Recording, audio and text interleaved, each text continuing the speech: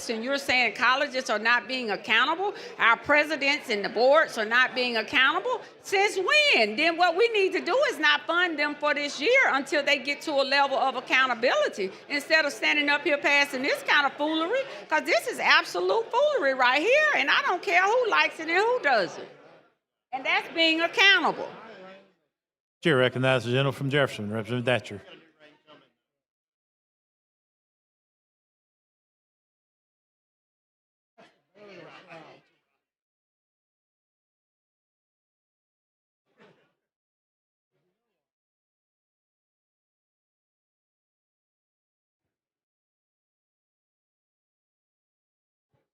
Yes, sir. Gentleman yields.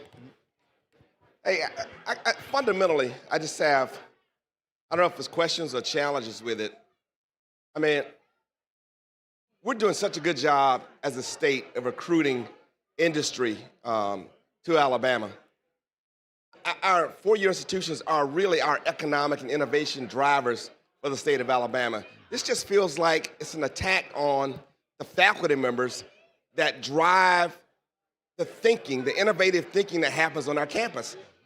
Do you think the professors are an important part of an academic environment? Absolutely.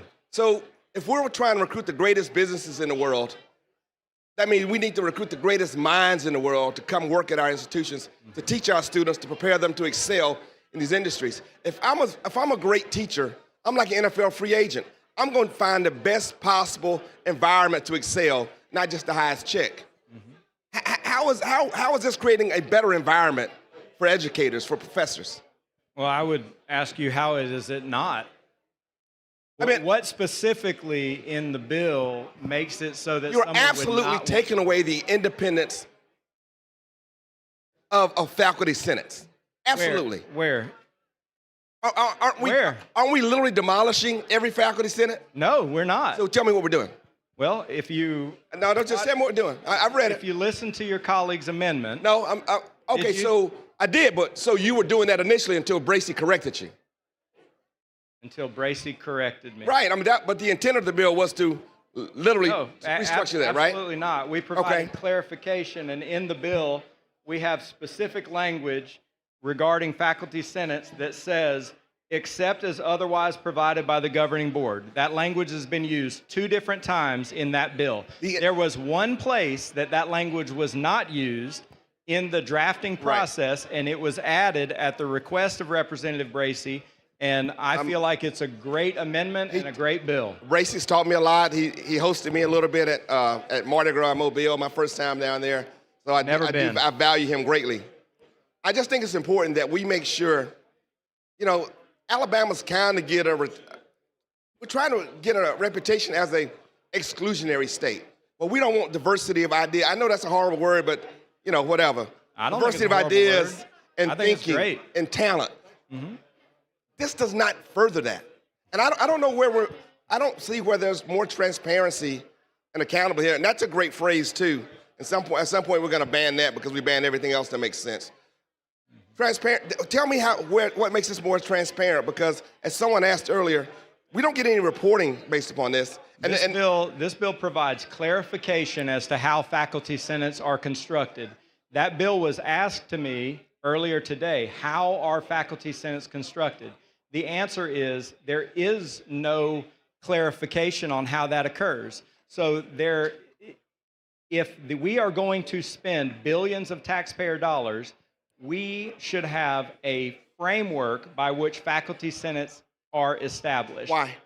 Because faculty senates are an important part of universities. So we're going to tell the faculty how to govern themselves? Absolutely not. But if you want to write a bill that does that, I do not want to do that. What I want us to do is does not do that. What I want us to do is get out of people's way and let people be great without us. I don't think we need the amount of overreach that's happening from this podium, and I'm very fortunate. I went to a great public school, Vincent Elementary, Middle, and High. I went to a great liberal arts college in Gettysburg where I studied political science. And I know the Republican Party is historically the party of small government. And every day up here, we're getting bigger and bigger and bigger and bigger. We in everybody's business. I mean, I don't understand what we are solving. We are creating solutions in search of problems. What's the urgency behind this? We've wasted a lot of money and time today doing things that we could have done to move Alabama forward. Where's the problem that we're solving? Are you asking me a question? Yeah, where's the problem that we're solving? Like, who has this problem? I don't see people outside saying, we need to know what tenure is. Where's the problem? I think that it's important to note that these are public institutions. They are. And these public institutions receive billions of taxpayer dollars. And I think it is very fair, and it provides our public universities with continuity and consistency in the policies that they establish. Well, tomorrow I'm bringing a bill. I think we got a few days left, right? Okay. That's going to tell us how we need to create beta clubs and middle school, because we fund public schools, right? So we need to, what about student government associations at high schools? I mean, we're just going too far, man. I just don't understand that where the problem is.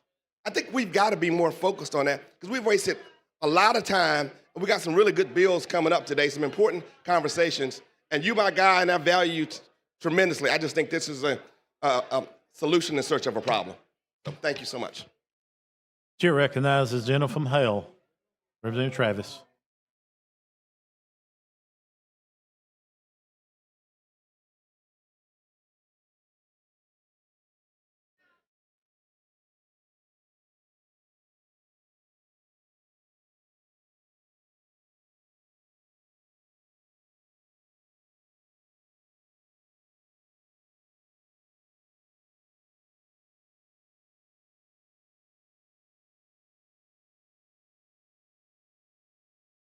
Thank you, Mr. Speaker. With the gentleman here. Yes.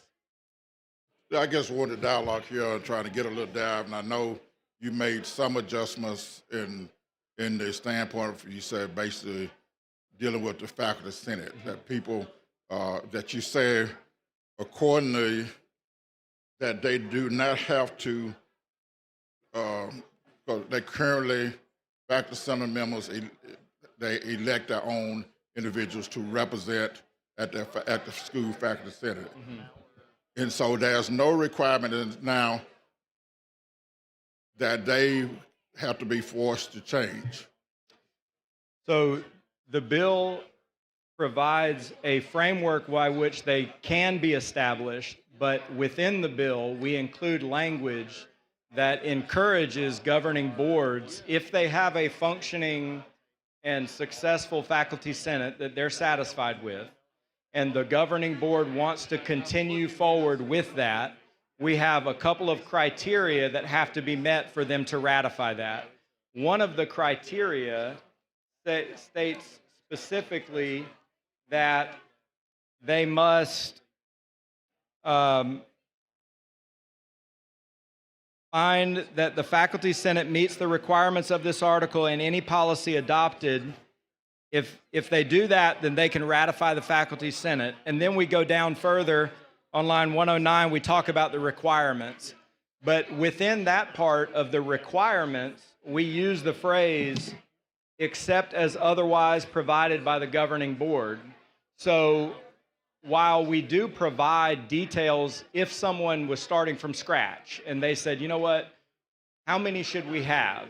Should we have 50 members or 100 members of the faculty senate? We provide a framework that they could follow if they chose to. But the phrase at the beginning of each of those subsections says, except as otherwise provided by governing board. And so what that does is that caveat allows for a governing board that is completely comfortable with their current faculty senate. They can simply ratify the existing senate, assuming that they're comfortable with that existing senate. Now, if they choose to change their existing senate, maybe they see something in this bill that would be beneficial, then they certainly can do that. We haven't removed or taken away any autonomy from those universities. But the way it reads, and you know, and maybe I'm not going to get it, but the way it reads, it says, if you're going to receive Alabama dollars, then your faculty senate must look like that, or that's what somebody in administration, the chancellor office, or SAS and everything. We have to operate like this because Alabama passed this law, and this is what we must do. Well, I don't think anywhere in here it says anything about money. Second, But you said earlier was because people get money, then they are responsible, that they should be able to answer this. I was asked earlier about Auburn and Alabama being constitutionally created and what influence we have over those universities, which we don't legislatively, but we do appropriate dollars. I mean, I think that's a well-known fact. We appropriate dollars, and then I also know one reason we have a high out-of-state students enrollment at these campuses because we don't appropriate enough dollars, and then I also know it's an issue that they are bringing in dollars, from research, federal dollars and everything. And the big issue that I have and everything, we have just a new president of the University of Alabama who's talked about problems that we've already have in place that prevent him from being able to recruit high-tech, high people for research to come in. For instance, that was one of the reasons we looked at the bill on ethics reform, where we're dealing with that with college professors. They could not profit or make money off their inventions and research stuff and everything. So that was one of the things that was put in place so that we could do this. So he's trying to get folks to come in, and all who've got choices of where they may go based upon demand and what they do. But then they say, well, this is the way the faculty senate and stuff operate. Because most time, for an environment, it used to be people who are leaders in that department that they elect as a faculty senate leadership. And this can continue to do that. Well, and so that happens everything. But then as time comes when the university faculty senate will make an issue because of something, the bad presidents and something that's not being done. And while they say, they may not agree with it, and they pointed out that finally eventually change takes place. So that's a big concern and everything that you have, in that area. Because so the way it seems to me, even though it says this, because what I hate getting tripped over, is situations people saying one thing but it meant another thing. And that's really hard for me to get at everything because I've had input from people that saying this is what this does and everything. That's why I change it. The other part gets into the issue about tenure.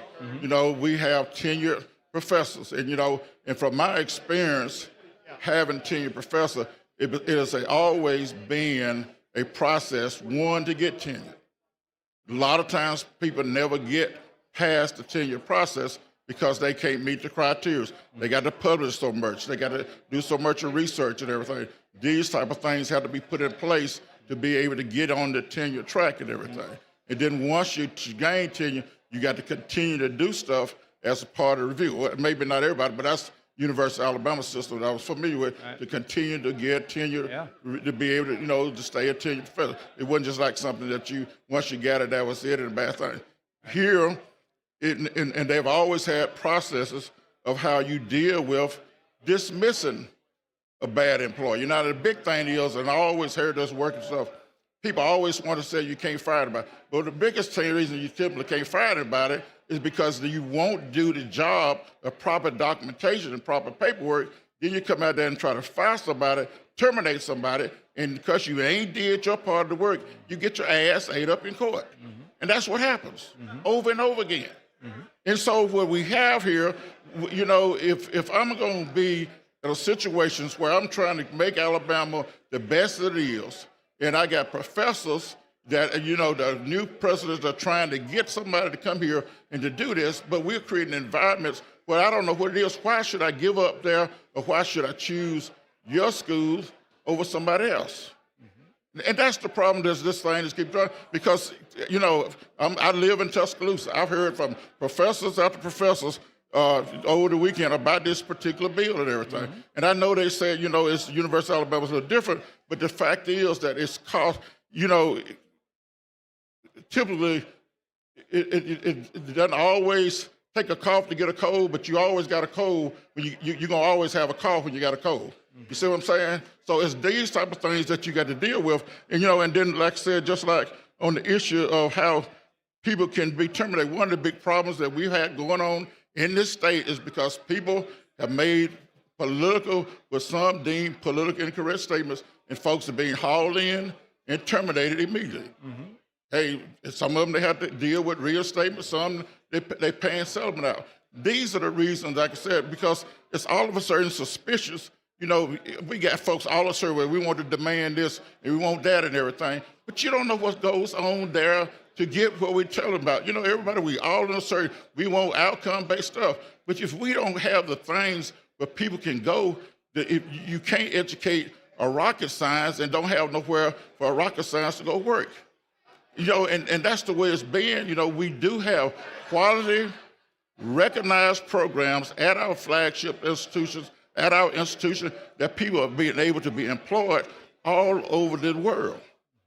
You're not just in Alabama. And that's what is the part of it that makes a difference. It makes it respectful. It makes folks decide that that's why I want to work at the University of Alabama, and I want to work in Alabama at one of the schools. But if we're doing everything we can to shut the door because one or two folks want to be in control and run the thing like they're the Bear Bryant of the universities of the football team, then we're creating problems.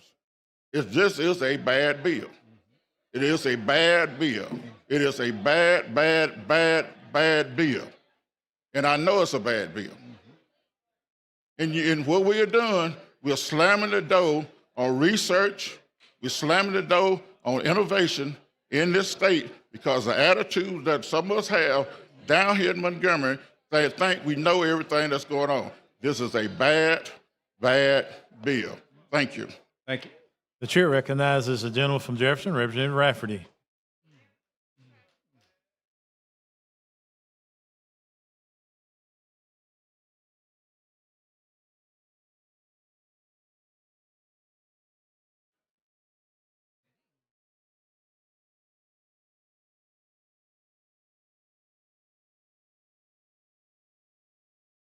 Thank you for the recognition, Mr. Speaker. Does the gentleman yield? Yes. So, I mean, I got a couple of concerns as far as this bill goes. I've been trying to follow and kind of keep up with everything as it goes from the original bill to the committee sub, or was that a floor sub? That was a floor sub. Floor sub, then to the amendment of the floor sub, correct? Gotcha. All right. Who were you initially kind of talking to about the floor sub, just so I can kind of explain to me a little bit about that? About the development of it or Yeah, about the exactly. distribution of it? About the evolution of it, yeah. Okay, yeah, so the bill in general, we've had, of course, it went through committee, and the bill was presented in committee, the original bill, 580 was presented in committee. There was no discussion in committee on the bill. Right. The bill passed the committee with no, that I heard, no's. Right. And then during the break, we had the opportunity to take in some things that were brought up after the committee. Sure, and we talked about that, and that's why we made many modifications to improve the bill. And then we got to the point where we had that substitute, which was distributed this morning. And after the substitute was distributed, that's when worked with Representative Bracey and others to develop the amendment that got us to this point. Okay. Yeah, I mean, I can empathize with that because, you know, that's what I've had to do on a couple of bills as well, so definitely get that. There's just a couple of things. I mean, can you tell me about, like, why do you think we have tenure at all? Like, what is, in your words, kind of, what do you think tenure really is? Well, I think... And what are its origins? What was it supposed to do or achieve? Well, I would submit that decades ago, tenure provided consistency in employment, provided for the ability for a university to retain certain people or to kind of contractually have them for a period of time. In addition to that, we know that there are expectations that accompany tenure, publishing, those types of things. Right. So, and which brings recognition to your university, Right. all positive things. Over time, however, we've seen the faculty members that are on tenure dwindle.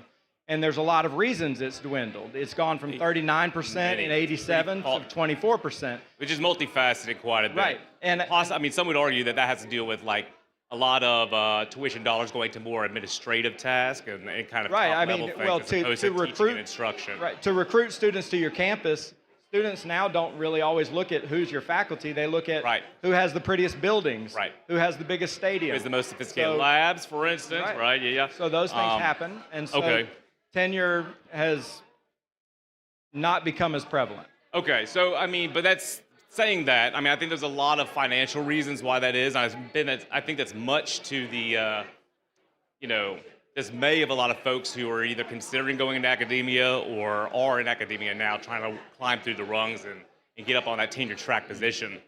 Yeah, my brother's up for tenure this year in Utah. Yep, nice. So with this, I mean, I think, there's one thing big thing I think you missed when you were talking about what the justification and historical reasons for tenure was. And I think that is to protect academic freedom and academic integrity.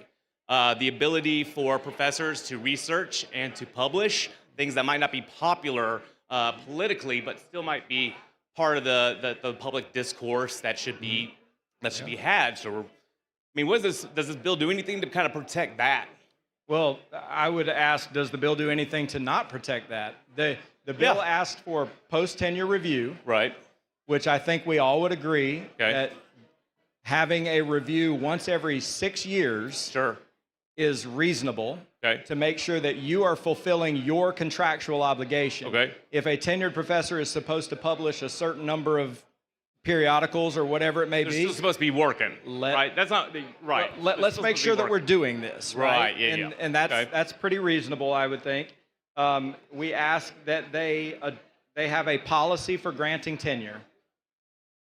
They probably already do. Right. I think most of them universities do have that. So they would have a policy for that. They provide a post-tenure review, and the post-tenure review it's very minimal. In fact, I had a conference call with professors from the University of Alabama who said, your definition of post-tenure review is nothing like what ours is. Okay. Theirs is way more expansive, way more intrusive on what they're doing. This basically says it has to happen once every 6 years. It has to be based on professional responsibilities and directed towards professional development. Okay. There is nothing else in the professional bill responsibilities would just be the publishing, the teaching, such as in teaching, research, service, patient care, or administration. Okay, gotcha. Okay, so there was something in there that talked about moral turpitude, correct? Been removed. That's been removed. Yep. What is in its place now? The term moral turpitude is no longer in existence. Gone entirely. Okay. All right. Interesting. So there's no discussion of like the professor's behavior or something that might be out of line with certainly with the university. there are still the list where it says legally required due process, right, which is a requirement for dismissal. Okay. And then we still have a list of items that would be the basis by which someone could be removed. Which is what? But the moral turpitude is removed from that list. What other parts of it? Just failing to publish papers? Exhibited teach professional classes. incompetence. Okay, sure. They falsified the faculty members' academic credentials. What was that? Falsified their academic yeah, credentials. Absolutely gone, sure. Been convicted of a crime affecting the fitness of the faculty member to engage in teaching, research, service, outreach, or administration. Okay.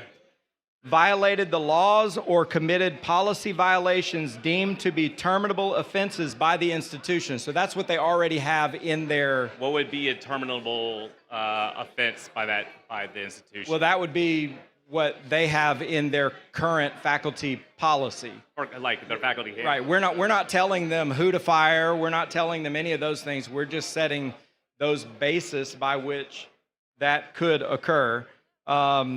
They failed to successfully complete any post-tenure review professional development program. So if they have a post-tenure review... Okay, so I think I'm okay with pretty much all that. I think the broadest one here that I don't really have the most kind of insight into, the one I'm probably the most concerned about would be the fourth one. There's 5 of them right there, right? Is that the fourth one? The one we just talked about before that. The been convicted of a crime. No, I think it was the one after that. Committed policy violations deemed to be terminable offenses by the institution. This is what I think gets a lot of people nervous here. So, I mean, the thing is like, how many states have passed something similar to what we have, what we're doing here today? Some states have done bits and pieces, but it's over 20 that have Over done 20. some form of this. Sure. And do you know what the overlap of that is with DEI kind of restrictions and that kind of stuff? I don't know. This bill has nothing to do with DEI. Sure it does. It has to deal with higher education. The DEI bill did too. So this has to deal with, which is now part of policy. So what if you have a professor that don't see it in here. that is attacking the state policy or the DEI policy? For whatever reason that might be. I guess if the institution has in their policy that is a terminable offense, then the institution would be able to exercise their right if it's in their policy. Right. But we're So not if they telling teach them a to controversial do subject, if they have a personal issue with a board member or, anything along those lines, it doesn't seem like it has any sort of built-in protections on there other than process of due process. But if we're setting the kind of laws for what that university has to maintain and be involved in, then I don't understand where that due process can really fit in with that conversation. Well, nothing in here references speech or what they're talking about or Right. any of those things. So Sure. if it's not referenced in the bill, then it's not applicable. I guess at the end of the day, my true concern with this is this further political overreach and control into the matters of academia, which, if we're going to speak how we need to speak about this, should be unfeathered free speech and should be allowed to let the professors, particularly tenure professors, be allowed to say what their findings are. And they can. We're just. Gentleman's time has expired. Question for the body is passage of HB 580 as substituted and amended. Clerk will unlock machine and the members will vote.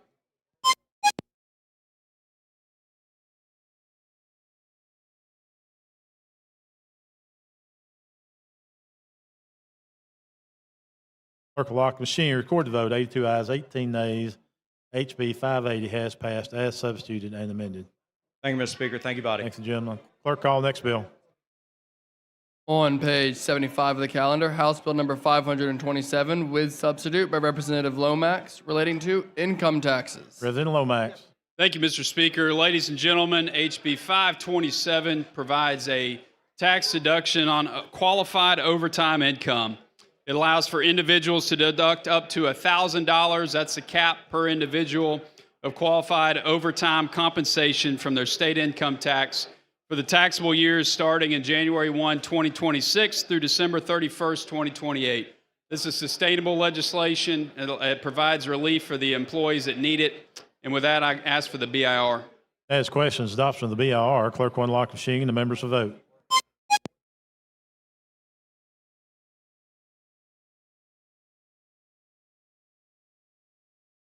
Clerk will lock machine. Record the vote. 100 ayes, 1 nay. The BR has been adopted. President Lomax. Thank you, Mr. Speaker. I believe we have a couple of amendments. Chair recognizes the lady from Madison, Representative Lands.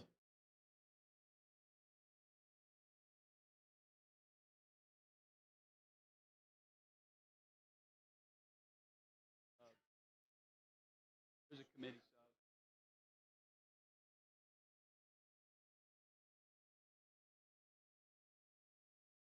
Thank you, Mr. Speaker, for the recognition. Does the gentleman yield? I do. Thank you. I had a couple of questions first. And I applaud you for wanting to do something to help with our citizens. I know so many of them feel really under strain and stress right now, and it's hard to stretch those dollars. But my first question, why did you look at doing a deduction versus an exemption? Well, we modeled this legislation on what they do on the federal level. So on the federal level, they allow for income tax deductions that you do on your filing. It's just very clean that way, and it allows the workers something that they can check a box off at the end of the year. Okay, yeah, just curious. Yep. And I am not good at math, so I admit that. But if we cap it at $1,000, does that mean we're just talking about $50? I'm not sure where you got your numbers from. I think it's up to $1,000 annually. So if our state income tax is 5%, then on $1,000 we'd just be talking $50. Well, again, I'm not sure on your numbers, but you know, I can tell you the people in my district dealing with affordability right now, every dollar matters. I don't know about your district. Definitely in my district, but $50 over the year seems like a drop in the bucket. Is there a question in there? No, that was a statement. I'm sorry if it sounded like a question. So I do have an amendment. Clerk, see the amendment. We need to adopt the sub first, okay, Ms. Lance? So let us do that. Let's explain the sub. I'll give you time back, Ms. Land, okay? That's fine. That one's on me. Yeah, Okay, explain your sub. Yes, Mr. Speaker. There was a committee sub that just simply changed an error in the date. It said valid from January 1, 2025. That was meant to be January 1, 2026. Okay, it's a technical amendment. Does anybody want to speak on the technical amendment or? Question for the body's adoption of the sub. Clerk will unlock the machine and the members will vote.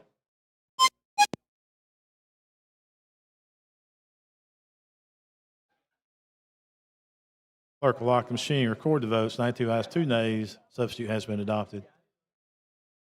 Okay. Ms. Land? Okay. Mr. Clerk, see the amendment. Amendment 2, House Bill number 527 by Representative Lands. Representative Lands, explain your amendment, please. Thank you. So the amendment would just extend the cap from 1,000 to 5,000. Okay, you've heard the lady's amendment. How does the sponsor receive it? I'd like to make a comment first based on this amendment. You know, Representative Lands, our districts align with each other. And, you know, again, like you said, I'm not good at math. I didn't go to Auburn. But, you know, there is a cap on the impact to the budget based on the way we have it currently. It's sustainable. This would essentially up it to $190 million coming out of our education trust fund. Now, I believe in 2024, you were asked about another bill, and you said that you didn't want to affect anything that did not preserve the existing funding for public schools. That's exactly what your amendment would do. And look, we share some schools. I don't want to have to go to Grissom High School and look at Principal Coker and say that we're not able to fund certain things because I took Representative Land's amendment. So with that, I would move to table this amendment. But we choose to fund it. Okay, she wants to table amendments. Anybody want to speak on the amendment? Motion table is non-debatable. The question for the body is to table the amendment or not. If you're in favor of table it, you will vote aye. If not, it'd be no. Clerk will unlock the machine and members will vote.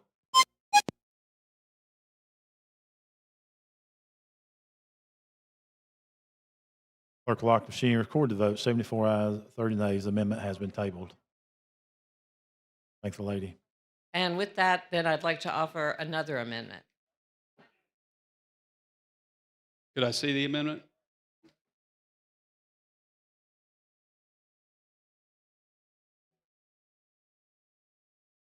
So basically, this would change the amendment of the cap from 1,000 to 2,500.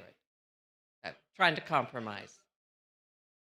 Well, again, Representative Lands, you know, this bill is designed to be sustainable. We've seen what happens when we don't put appropriate safeguards.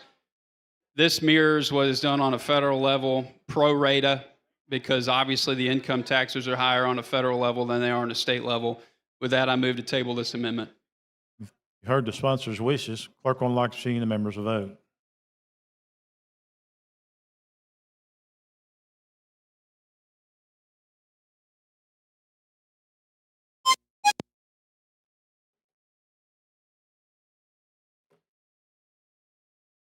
Clerk will lock the machine, record the vote. 73 ayes, 30 nays. The amendment has been tabled. Thank the lady. Thank you.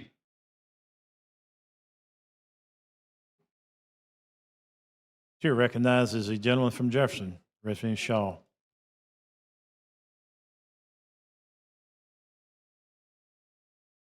Thank you, Mr. Speaker. So this is a great bill. I appreciate what you're doing. You know, the overtime tax and things. Lowering taxes is always something I think we should be moving towards if we have any opportunity. What I keep hearing about is grocery tax, and it's too late in the session, I think, to really tackle that problem again. But what I'm going to propose an amendment to is to add a 2-month grocery sales tax holiday from May 1st to June 30th.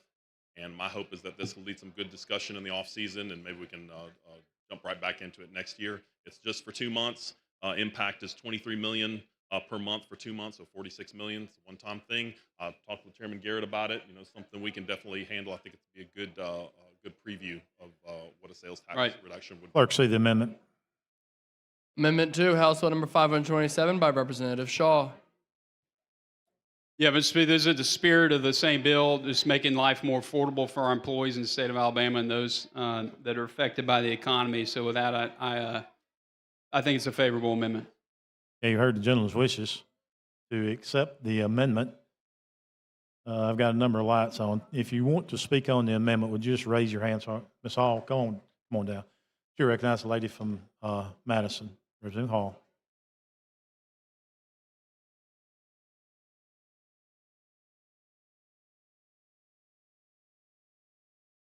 Thank you. Would the gentleman yield? Absolutely. It's good So to see you how again, much Ms. Hall. did you project per family before you gave the amendment?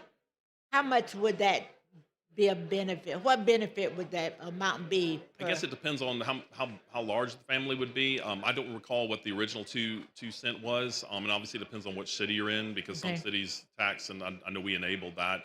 I seem to recall it being in the couple $100 per year per family.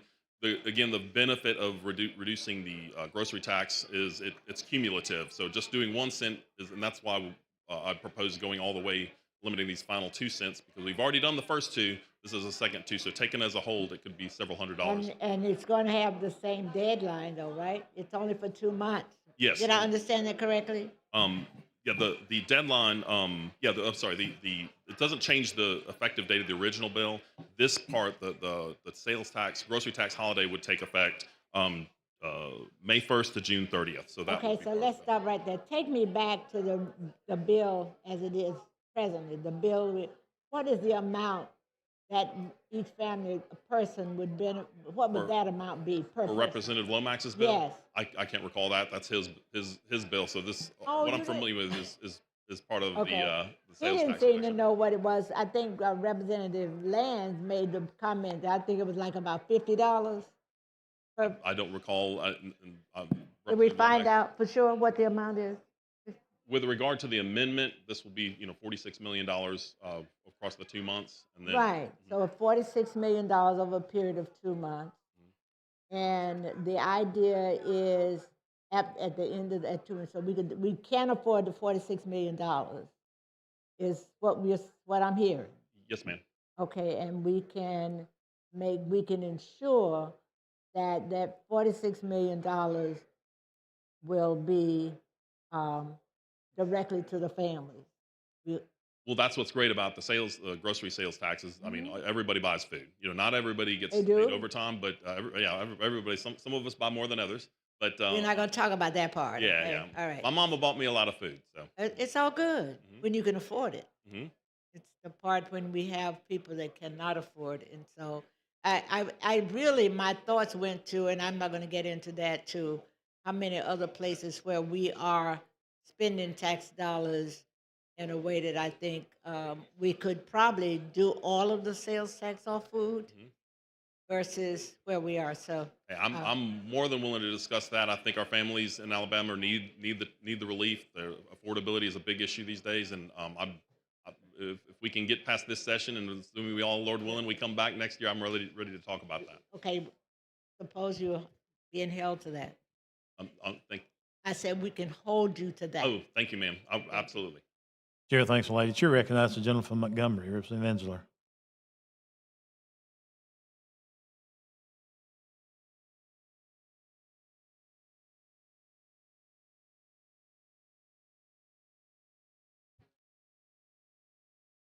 Thank you, gentlemen. Yield. Absolutely. Great. I think we all hear from people all over that are concerned about the grocery price and certainly the sales tax on it. So I think this is a great amendment.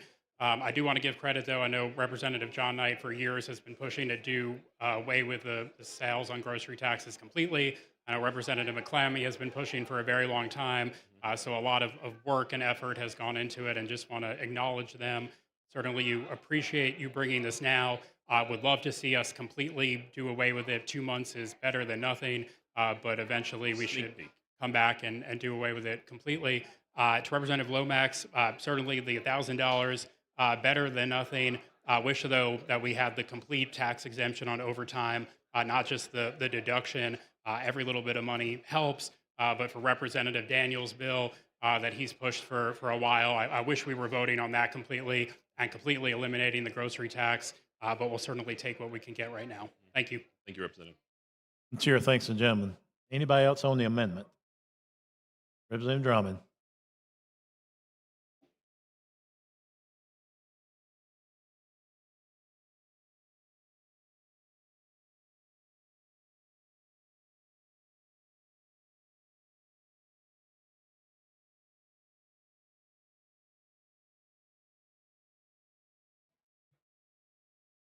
Thank you, Mr. Speaker. Will the gentleman yield? Yes, ma'am. I wanted to join, but I want to give a history lesson because all of this was started by Democrats. So I want everybody to listen up.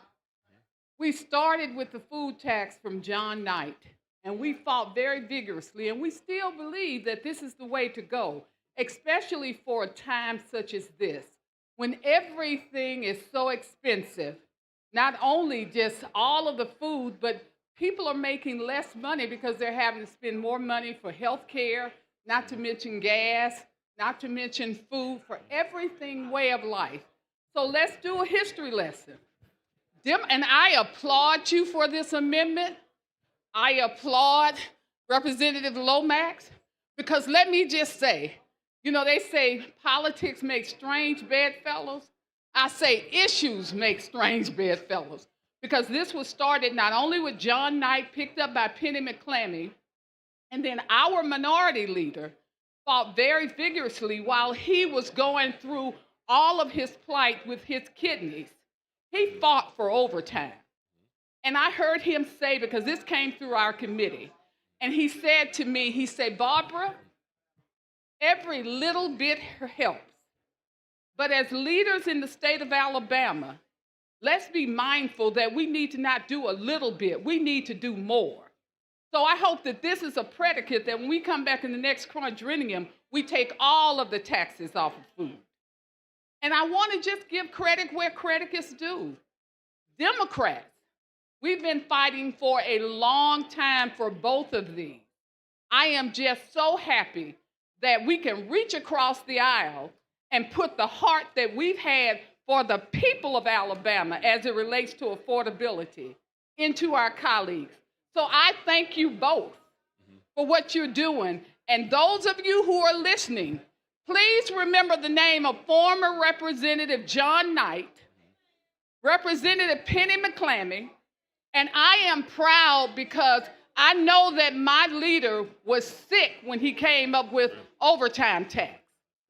So when you talk about the working class, remember those names, because those are the ones that now has put our hearts together, all for the people. Thank you. Thank you, Representative. You recognize the gentleman from Mobile, Representative Sherry.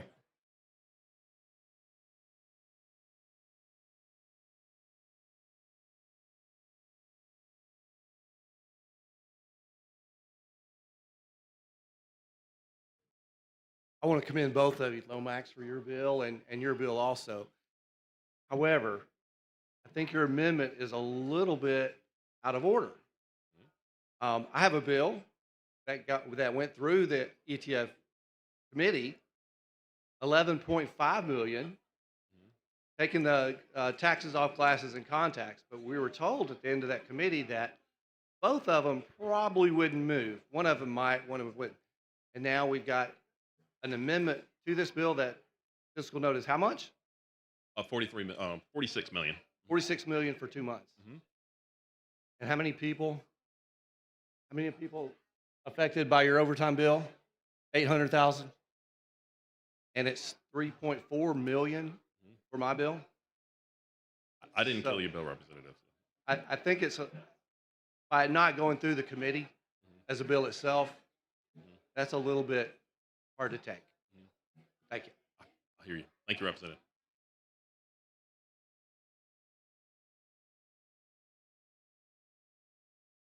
Here, recognize the gentleman from Madison, Leader Daniels.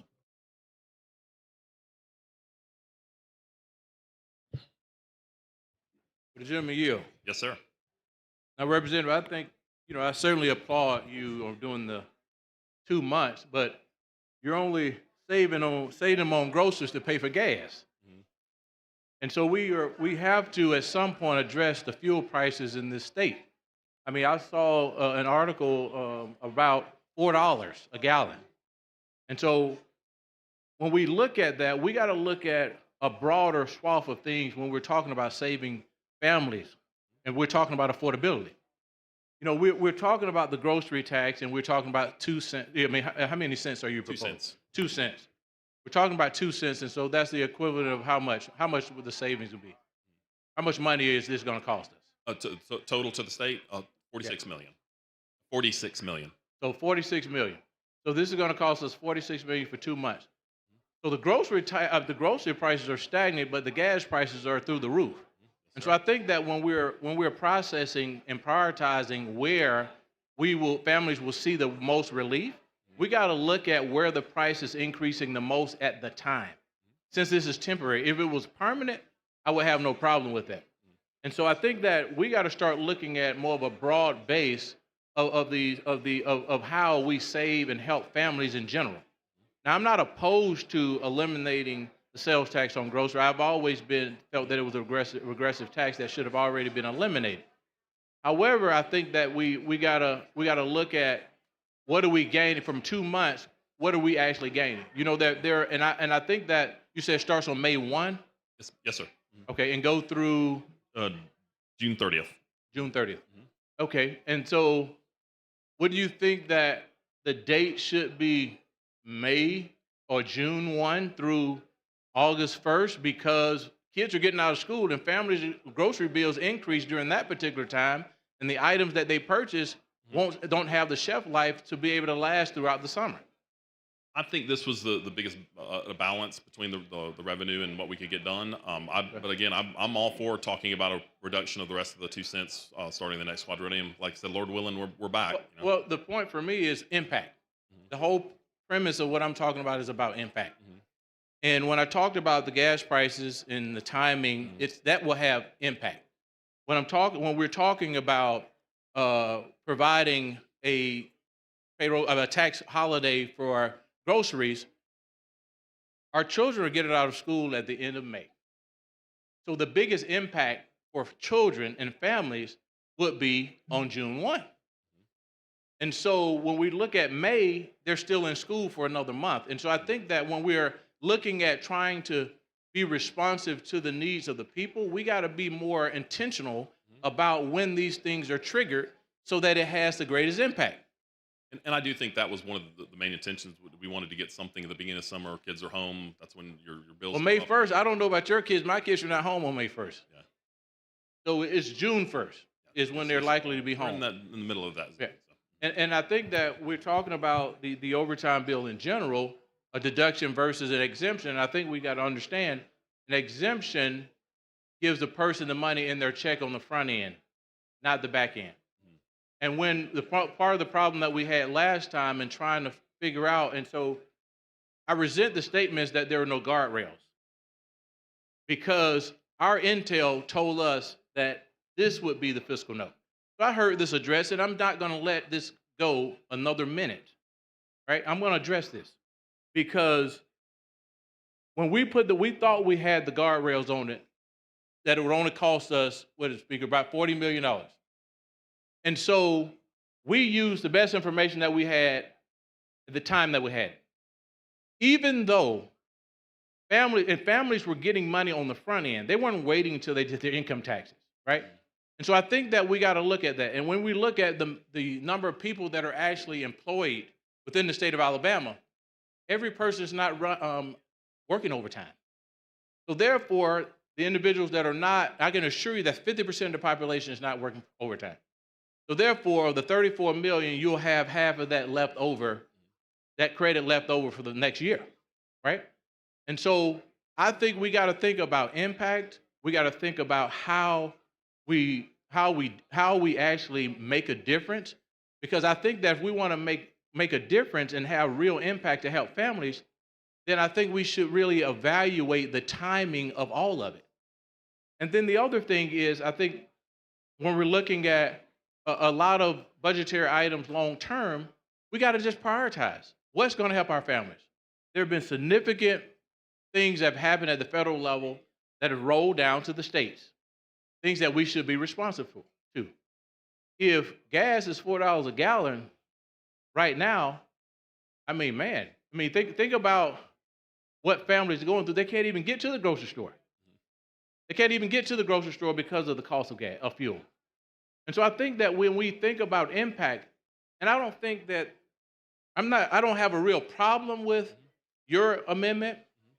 I wish it was in a different area or focus, the area that has the greatest increase in cost, as opposed to the area that's probably leveled out at this particular point.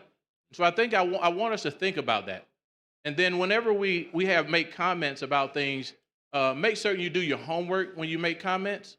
Don't take a shot and run from it.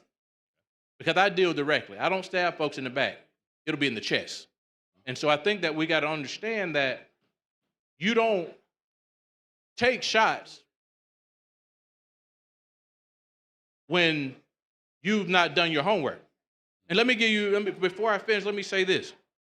When you look at the impact of the overtime exemption, when you look at the income tax receipts for individuals, there was a significant increase, about 13% from the previous year to the end of the overtime bill.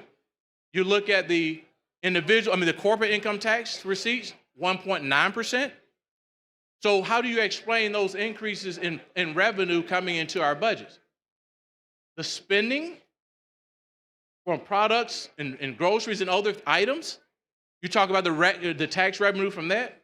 The workforce participation rate, when you look at the workforce participation rate, it was higher at that particular point during that bill when you look at it. So then you're talking about payroll taxes, you're talking about income taxes, you're talking about all these things. And so regardless, when you look at the cost, it exceeded the cost from the actual benefit. And so what we have to do is we have to come to the realization on understanding what people need and the impact that it's going to have. Now, this piece of legislation should have something on it that deals with a dynamic scoring, so that we can see the true impact of it. And so we can put on the guardrails. There's no guardrails on this bill. So I just want us to really think about what we're doing and decisions that we're making. Are we truly trying to help families? So I just want us to think about when we're making decisions and thinking about the impact and putting things in place, because there are no guardrails on this besides the cap. But the likelihood of you using the cap is unlikely, because over 3 million people that's maybe in the workforce. We're talking about 3 million people.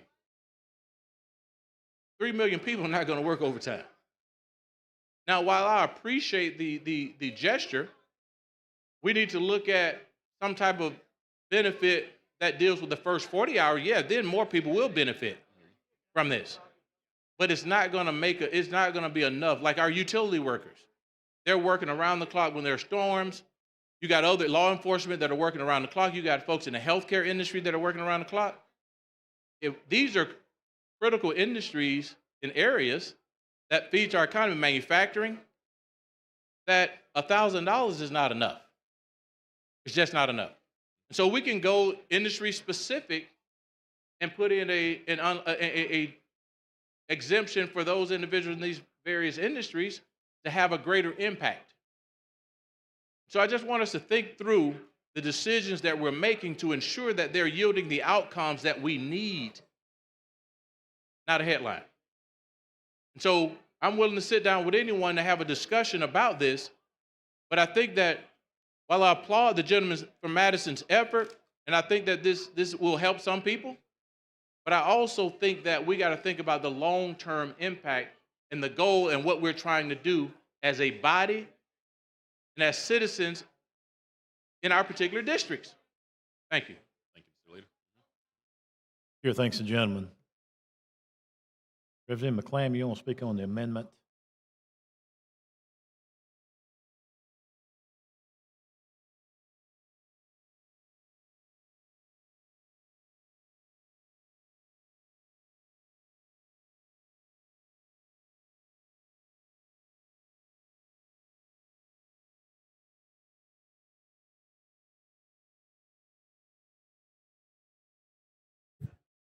Would the gentleman yield? Yes, ma'am.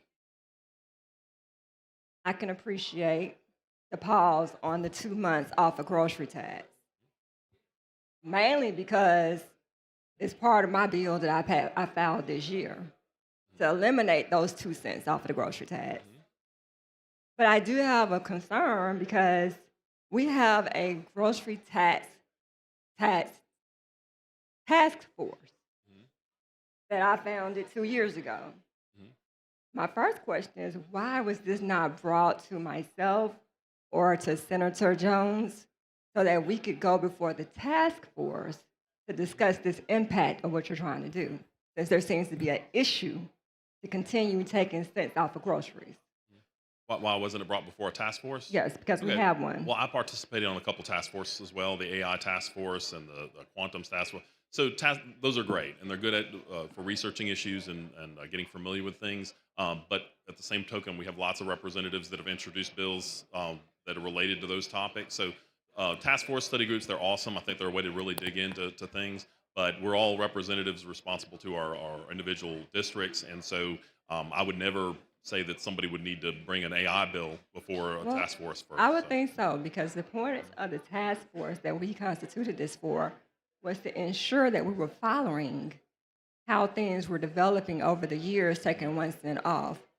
Now, my question is, what happens after the 2 months?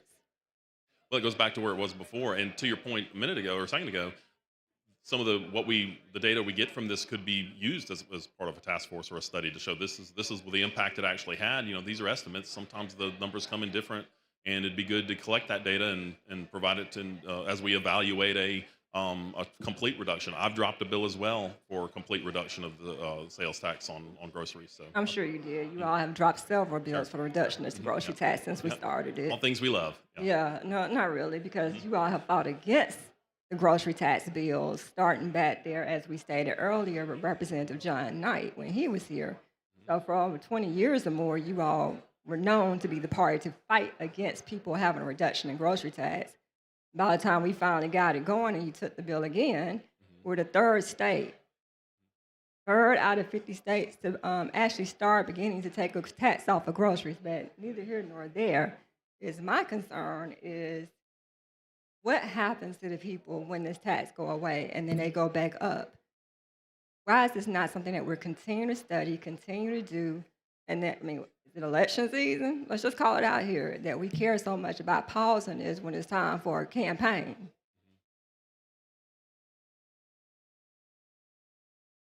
Sorry, I missed the question. I Sorry. said it seems like convenient to do this May 1st through June 30th when we're in campaign season.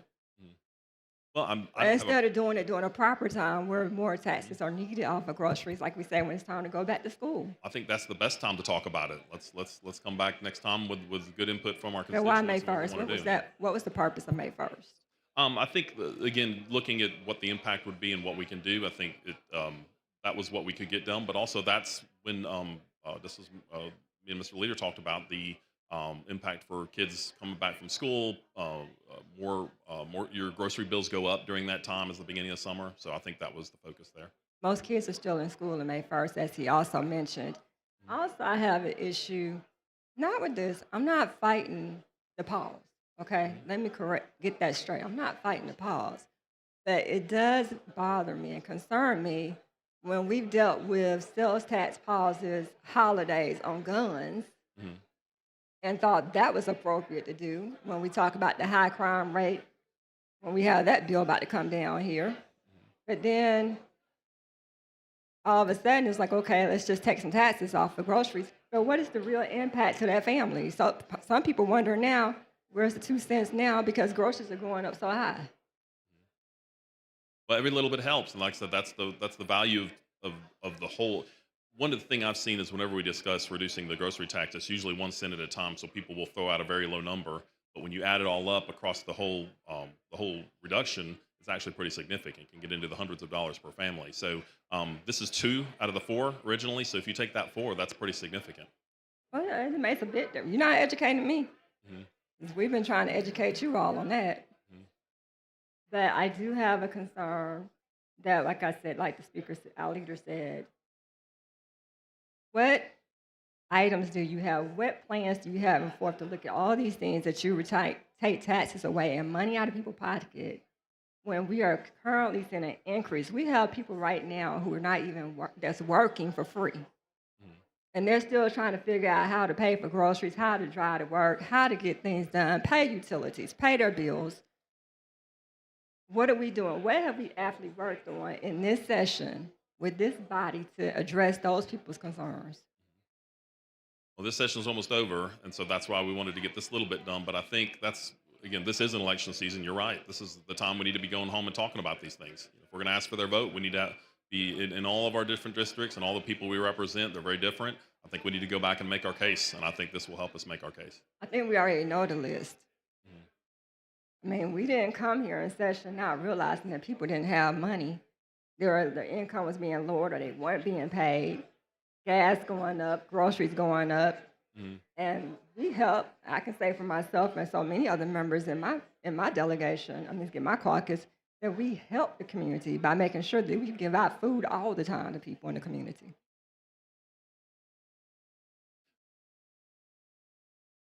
Sorry, was there a question? Like I said, this is something we've always done as a Democratic Party.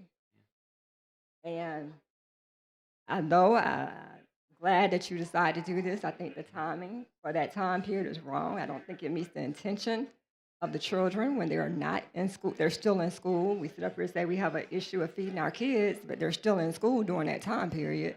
I think that's something that should be considered about adjusting those months because they have back to school aid back in August, September. Now we have thanks to you, Representative, we now have a sales tax off of guns during that time too. And so I just think that that's one thing that we should consider is the timing of it. And also I would appreciate if you would be willing to work with the task force to see how this goes.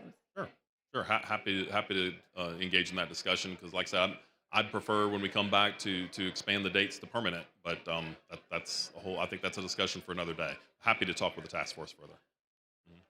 I appreciate that. I just want to once again give acknowledgement to those who have truly fought the fight for this sales tax reduction. I give credit to Representative John Knight. I give credit to Representative Thad McClammy. I give credit to Representative Alvin Holmes. I give credit to Senator Johnny Ford, Representative Johnny Ford. I give credit to our very own Representative Mary Moore. I give credit to Representative Laura Hall. I give credit to Representative Barbara Drummond, Pebble Warren, and so many other Democrats. For over 30-some years, they continue to fight the fight down here to convince this group body to take the tax off of groceries. This is not your bill. Okay. This is not your cause. It was ours. Thank you. Thank you, Representative. Question for the body is adoption of the amendment. Clerk will unlock machine and the members will vote.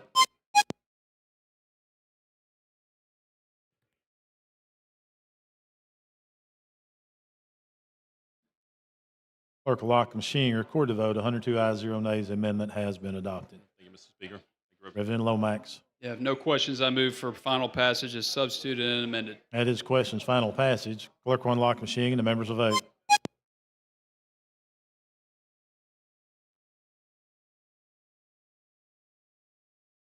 Clerk will lock the machine. Record the vote. 100 ayes, 0 nays. HB 527 has passed as substituted and amended. Thank you, Mr. Speaker, and thank you, members. Thank you, gentlemen. Clerk, call the next bill. On page 71 of the calendar, Senate Bill number 269 by Senator Singleton relating to insurance.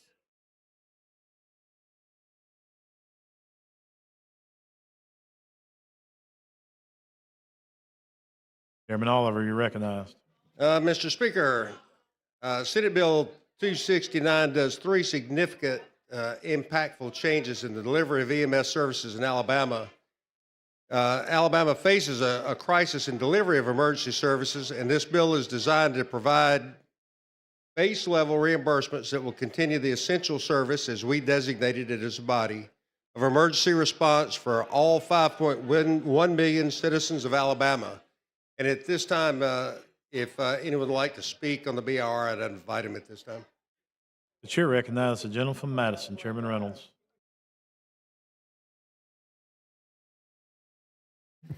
Chairman Oliver, I appreciate you bringing this bill. As you know and recall, we asked this bill be redirected to the general fund. And really, speaking with our committee, we were not focused on the insurance aspect of this bill. We were focused on impact to the general fund. As you know, I put an amendment on there for the sunset clause, which you graciously left in this bill, and I appreciate that. I did initially, we had concerns about SEIB. There was some conversation about a $600,000 hit to the general fund. Since that time, we of course we passed that out with that amendment on there. Again, this version does not have that. I've been working with SEIB. We are not required to put that $600,000 in the general fund, so there won't be an impact to the 27 budget. If this bill passes, then this study will be well on its way, and SEIB is going to really focus on what the real impact is on this bill. And certainly, if this turns out, the way we feel like it may, it'll certainly be a benefit for EMS. And I know living in a rural area, we need that for our EMS. It's and particularly the study and how that will move toward potential treatment in place. That's something we've got to have. Right now, I think that's killing our rural agencies that are having to respond in the county a lot of times long distances. And then they get there, and if they don't transport, they're not paid. And so I certainly think that, and I think about the bill we passed out of general fund today on the assessment for EMS. And I recall last year, I think we put almost $20 million back into EMS providers in Alabama. That's huge. And I think this could have another significant impact on the bill. So appreciate your work. I'm voting yes for this bill, and I really hope it turns out well. And we got a sunset on it. If it doesn't, it'll end in 3 years, right? Yes, sir. Okay, thanks, sir. Thank you, Mr. Chairman. The chair thanks the gentleman. The chair recognizes the gentleman from Pickens, representing Bolton. Speaker Yield. Certainly.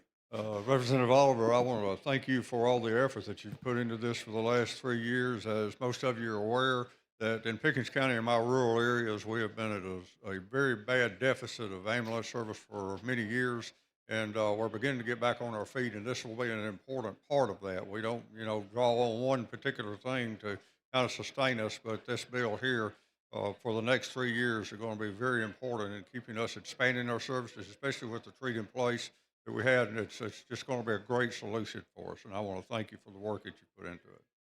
Thank you. Chair recognizes the gentleman from Clark, Representative Jackson.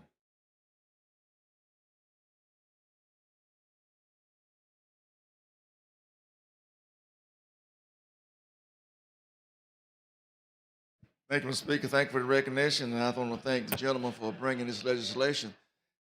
If you live in rural Alabama, sometimes the wait would be 45 minutes before an ambulance would show up. And you think about a person that had a stroke, or had a heart attack, and had to wait for service for 45 minutes, it's over. But what we're doing with this bill is to bring a rolling emergency room into those communities. So I'm very grateful to have you sponsor this bill, and I'm glad to be a part of it, supporting it. So thank you so much for this opportunity. Thank you. Chair thanks the gentleman. Chair recognizes the lady from Jefferson, Representative Van.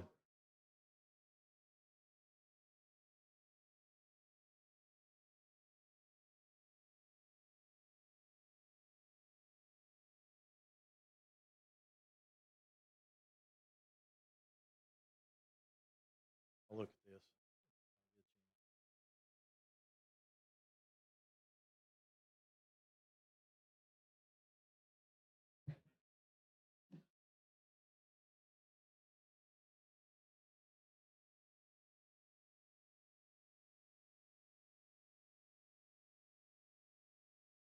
Could we determine, and I think that was the question that I had early on, because bill has been dangling around all session, and I'm tired of getting calls and the conversation on it. But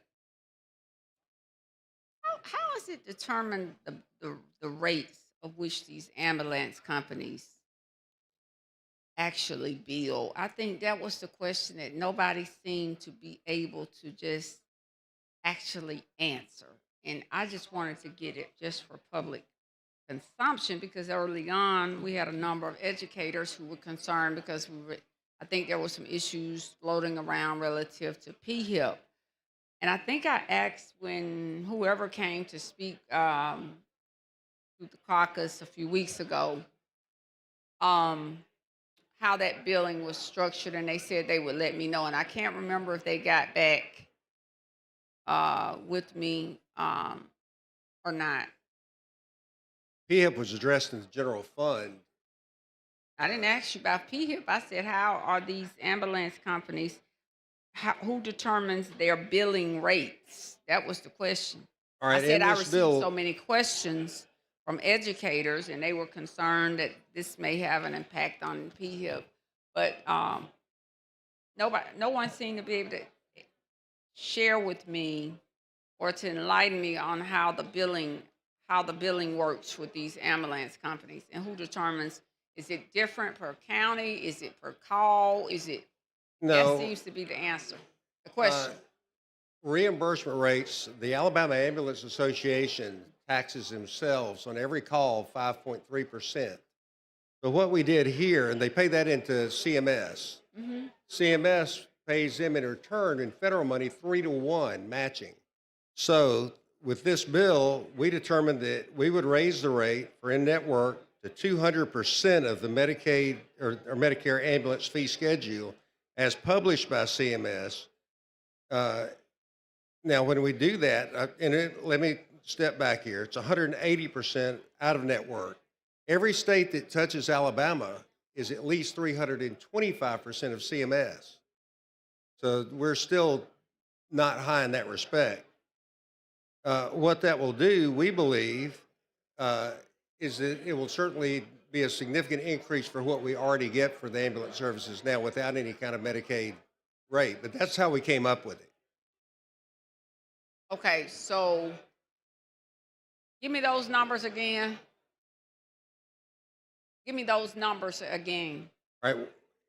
In this bill, the minimum reimbursement rate shall be 200% of the Medicare ambulance fee schedule as published by CMS. Now, My question before you do that, who regulates, and maybe I should have rephrased the question, who regulates the amount that is paid to an ambulance service? Or do we determine that? And I think that has been the question. No one now. We will with this bill. So we will determine it now. That's correct. And who is we? That would be the legislature when we pass this bill. It will be But from who the. has the oversight for that is what I'm trying to get to. How is that, how will that be regulated? Who has the oversight to ensure the rates, the understanding, the clarity, the construct, the curating of all of that? Is that going to fall under a division, a department? I mean, I'm just trying to We will collect the data. We have a third party to collect this data to make sure everybody's doing what they're supposed to be doing. And who is the third party? Are you all going to bid it out, or you already know who the third party is? It will be actually bid out, but it's done under the auspices of ADPH, Alabama Department of Public Health. Okay, so it will fall. So that means that will fall under the Department of Public Health. Okay, and then they will bid out who that company or entity will be. No, they don't bid them out. I'm sorry. Yes, actually, it's going to be a university that will be compiling the data. So they've already selected the entity or whoever will do it. Right. Okay, I just wanted to get the clarity. Listen, whatever we can do, especially ambulance services that can help in rural counties, and for those who may be listening in the general populace out there online, there are many counties in the state of Alabama that no longer have hospitals. So you may have between 2 or 3, 4 counties one hospital in which someone may have to travel at least an hour to 45 minutes to an hour to get to when they are in emergency situations. And so whatever we can do, I have no problem with that. I just have had so many calls and I never seem to be able to get the answers so I could speak intelligently on it when someone asks me about it, in particular, how it's constructed, who determines the rates. Now that you're telling me that the rates will be determined or set by They're the set state, by the bill. they will be set by the bill, and that percentile will be, and the data will be compiled. Who is responsible for enforcement? Will that fall under the Department of Health? Will Dr. Harris or whomever designate someone for that particular reason? Because on the flip side of it, ambulance services sometimes is very, very high. I've Well- seen people be transported to a hospital and they are transported less than 10 miles away and they end up with $1,000, $2,000 bill for transport. And it's an uh-oh moment. So that's the reason why I'm asking. I would like to know more about the construct, but just to make sure that there will be some oversight and who will provide the oversight. Oversight initially will be the legislature and ADPH as we develop data. Well, Also, there's the Ambulance Association. but the legislature, that's not our role to provide oversight unless you're going to create a board. Once we pass the bill, that's not the role of a legislator now. This is a 3-year study. But it doesn't matter what it is. That's not the role of a legislature to provide oversight. We would have people, places, and things in place to provide oversight. That's not within the purview of the legislature. I mean, you can look at it and follow up, but I mean those who would be responsible for the administration and the follow up and all of that. So I'm assuming that would be the Department of Health. Right. Okay. Yes. Yeah. That's not. I mean, unless you have some kind of oversight committee or something, that's not the. A lot of times I've been hearing a lot, and especially maybe since the election cycle, when folks are saying, "Well, it's the legislature can do this, and the legislature can do this, and if you vote for me on this, first of all, that's not your role. It's not your responsibility. There are levels of government, and those levels of government, and of a bifurcated system of government that are in place. Right. So EMS services are regulated by the Department of Health through the Okay. Department of EMS. All right. Yeah, okay. I just want to know, but you just threw me when you said the oversight, because it's not our role to provide the oversight unless we're going to create some type of oversight committee, but to manage the day-to-day operations and processes and follow up, that's not our response. That's not the role of a legislator. But, like I said, I'm seeing so much and with so many calls that are being made from folks to say what this is and what they can do. And yeah, it's a lot. But anyway, I appreciate the opportunity. Yes, ma'am. Question for the body is the adoption of the BIR. Clerk will unlock the machine and the members will vote.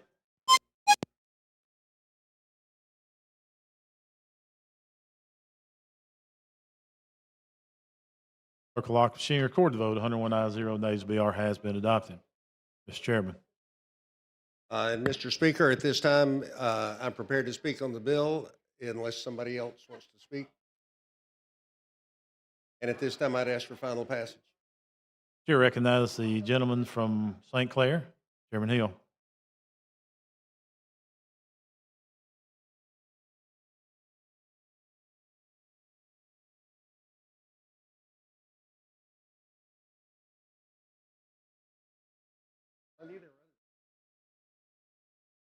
Hey, Mr. Oliver.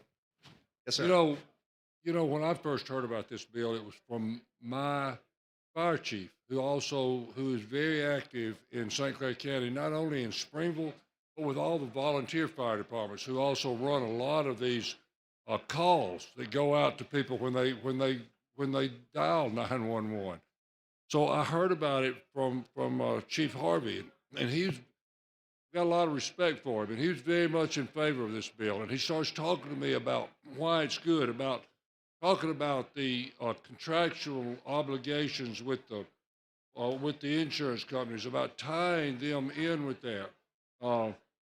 He talked about two things though that made a lot of sense to me. Obviously, we want them to be paid. We understand that they need to be paid. They got to stay in service, and ambulances are important. He talked about two things that make sense to me though. One is the treatment in place option. The fact that an individual goes out there, they treat somebody, they treat them in place. They do not have to transport them. Consequently, when in places that have a limited number of ambulance services or ambulances for service, if you've got that ambulance headed off between wherever that person lives and the hospital, they're obviously out of service. If it's such that that person did not need to be transported, it makes sense to me that we would treat them in place and then, of course, reimburse for that treatment that they receive. So it looks like then we're saving money two ways. We're getting somebody treated at their home, probably, and we're not having to transport them to a hospital for the sole purpose of doing that which the EMT people could have done, in the first place. So those two things make sense to me. Like I said, the contracting with insurance companies makes sense to me because that's the way you tie that together. Another thing I like about this bill, and I hadn't heard you say it, it sunsets in 3 years, doesn't it? So in 3 years, this body gets to take another look at it and ascertain whether or not this has worked well or whether it has not worked well. And I think it will work well. I do. I think it will work well, and I am certainly supportive of this bill. Thank you. Thank you. Chair, thanks the gentleman. Question for the body now is passage of SB 269. Clerk will unlock machine and the members will vote.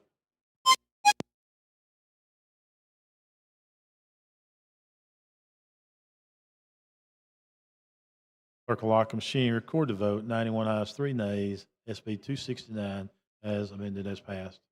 Thank you, Mr. Speaker. Thanks the gentleman. We got a guest in the gallery I'd like to recognize. Patrick Howard is with the Hale County EMS, and he is the guest of Representative Curtis Travis. Thank you, guys. Thank you for what you do.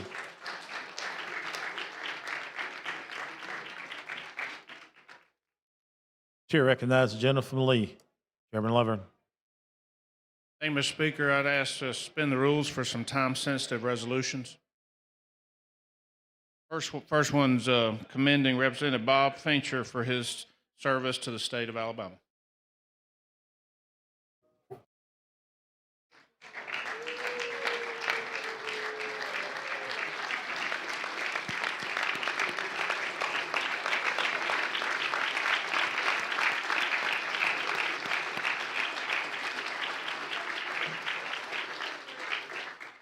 All those in favor say aye. Aye. Any opposed? It has passed. Mr. Speaker, I'd like to open up for the entire body to be co-sponsors. Anybody opposed to that? No. Okay, done. All right, thank you. Got another HJR commending Representative Brett Easterbrook for distinguished service to the state of Alabama.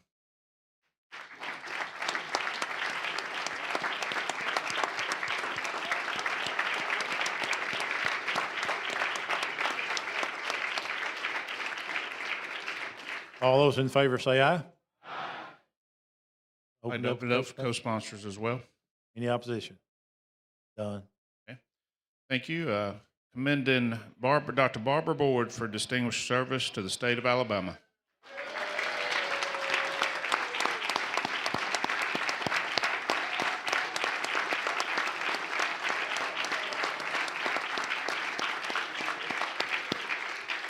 All those in favor say aye.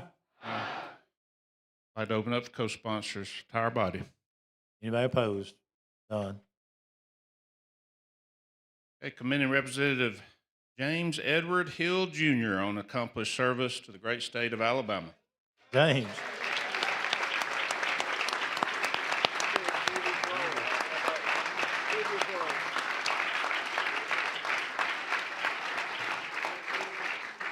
Junior.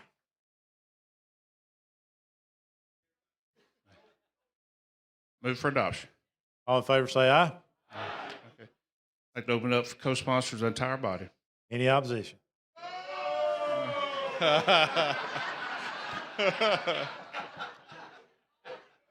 Could I have a motion to reconsider? So moved. Yeah.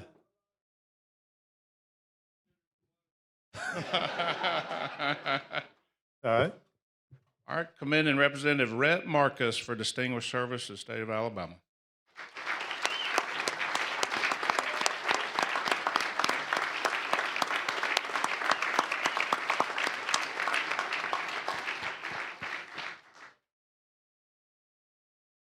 Move adoption. All in favor say aye. Any opposed? Oh, I didn't hear that. I'd like to open up for co-sponsors the entire body. Anybody opposed? Done. Commending Representative Tracy Estes for distinguished service to the state of Alabama.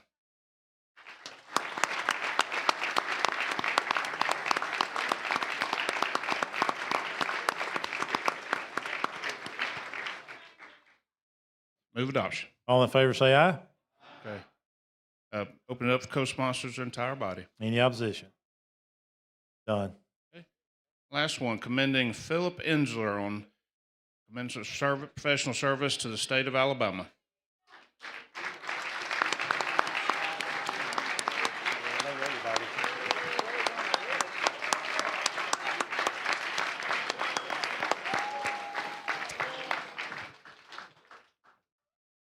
Move for adoption. All in favor say aye. I'd like to open up for co-sponsors the entire body. Any opposition? Done. Okay, and I'd like to commend, we had previously done one for Representative Terry Collins, and let's all please recognize her for her commendable service to our state.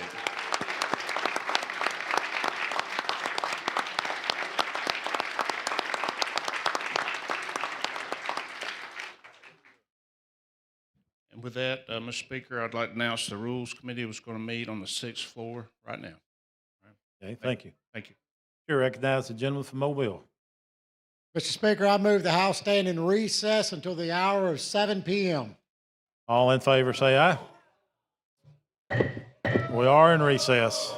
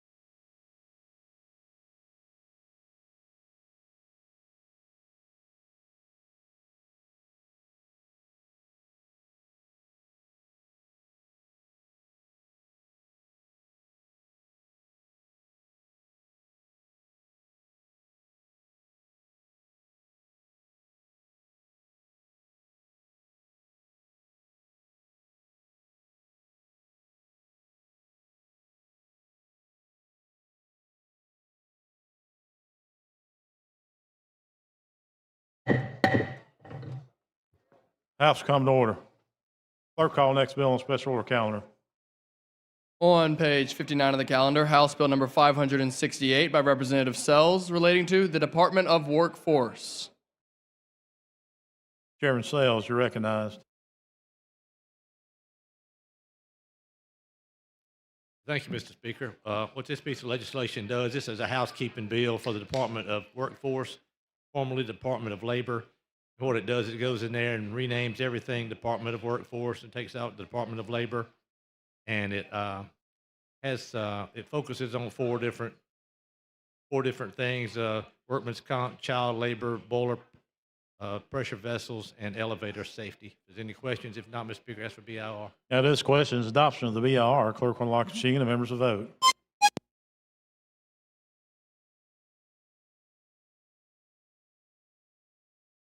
Clerk will lock the machine, record the votes. 98 ayes, 0 nays. BR has been adopted. Mr. Chairman.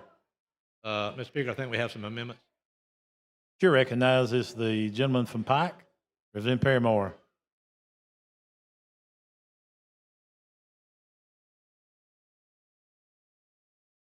Before you get started, somebody said it's your birthday.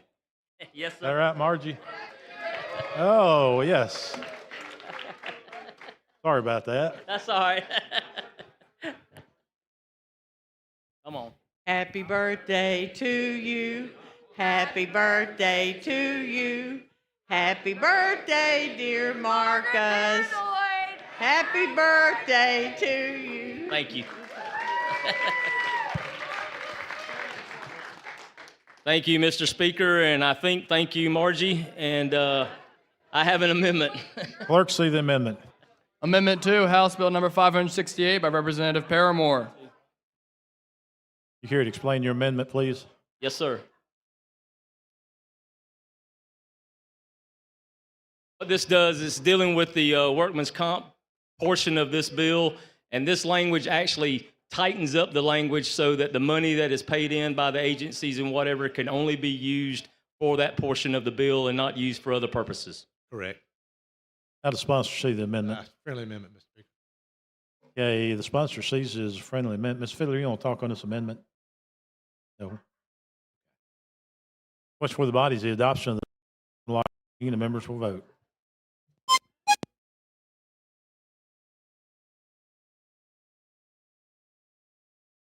Clerk will lock the machine, record the vote. 103 ayes, 0 nays. The amendment has been adopted. Thank you, Mr. Speaker, and thank the sponsor. And now that I'm 60, I think I can pass Ron Bolton's car seat bill.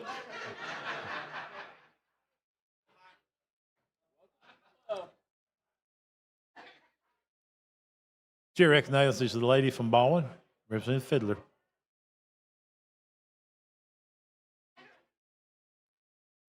Thank you, Mr. Speaker. I have an amendment as well. Clerk, see the amendment. Amendment 2, House Bill number 568 by Representative Fiddler. So this amendment would replace line 222 on page 8 with the following. Certificate shall be $15, period D. Okay, how does the sponsor see the amendment? Mr. Speaker, I'm neutral on this amendment. I feel however the body feels, I'll be fine with that. Okay. Yeah, I'm abstaining, Mr. Speaker. Chair recognizes gentleman from Henry, Representative Ream, speaking on the amendment.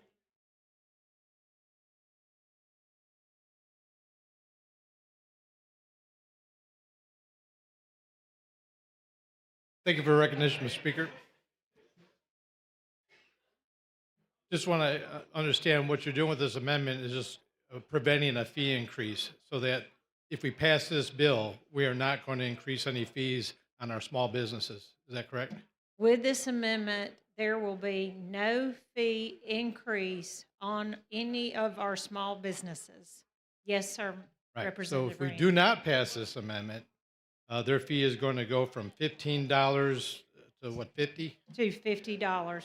Right. So it's important if you care about small business and you don't want to raise taxes to vote yes on the amendment. Is that correct? That's correct. I've heard from small business in Baldwin County who's told me that this is just another burden on our small business, mom and pop, And we do not need to increase this fee because that's one more thing that our small businesses would have to pay. And they're already paying so much and they're struggling. So this would keep the fee at $15. Thank you for the explanation. Thank you for the recognition, Mr. Speaker. Thank you, gentlemen. Question for the body is the adoption of the amendment. If you would like to adopt the amendment, your vote will be yes. If not, your vote will be no. Clerk will unlock the machine and the members will vote.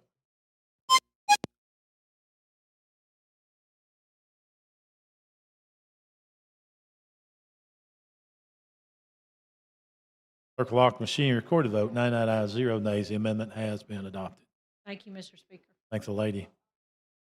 Okay, Mr. Speaker, there's no more questions. Ask for the final passage. That is questions, final passage as amended. Clerk will unlock the machine and members will vote.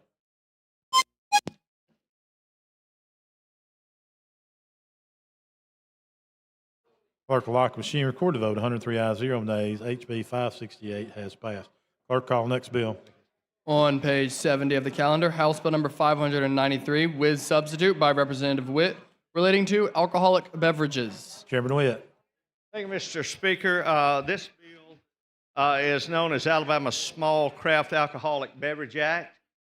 Does three things regarding opening license up. Small craft distillery license permits on-premises sale, off-premise sale, and also adds an education component as well so people can come to your distillery and do the educational tour. If you'll remember, we passed a bill last year with Clyde Mays, which was a larger distillery.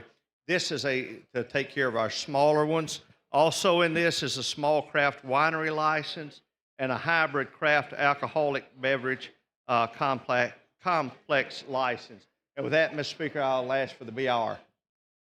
That is questions, adoption of the BIR. Clerk will unlock the machine. The members will vote.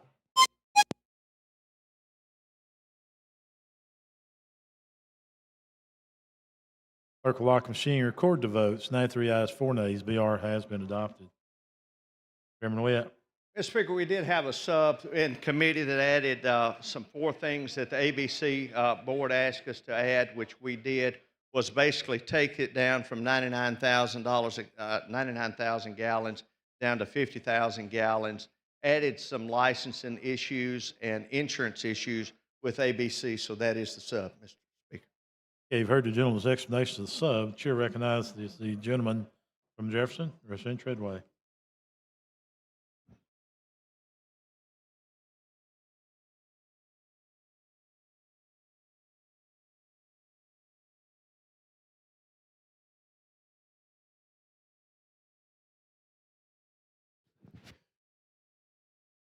Thank you, Mr. Speaker. Members, I just ran up the stairs because I know you didn't want to miss me. Looking forward to it. Whew. Thank you. So if y'all give me a minute. So,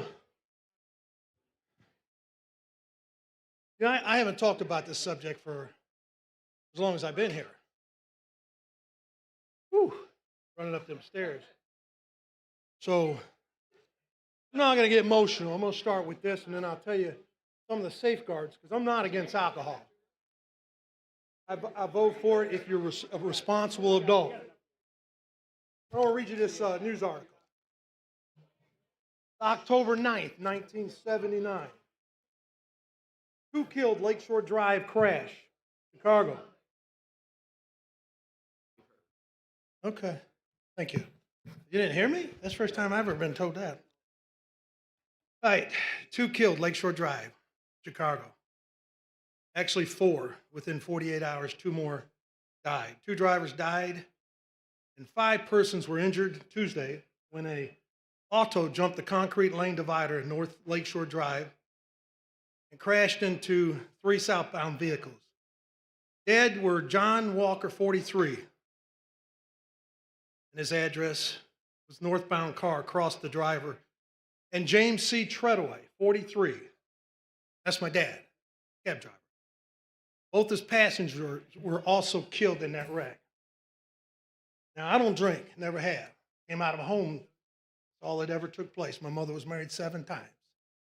But I've been blessed to stand here and talk to you about this bill. Feel somewhat guilty that I haven't talked about these things before. So 39 years later, a serial drunk driver killed my daughter, 31 years old, master's in education, high school head coach.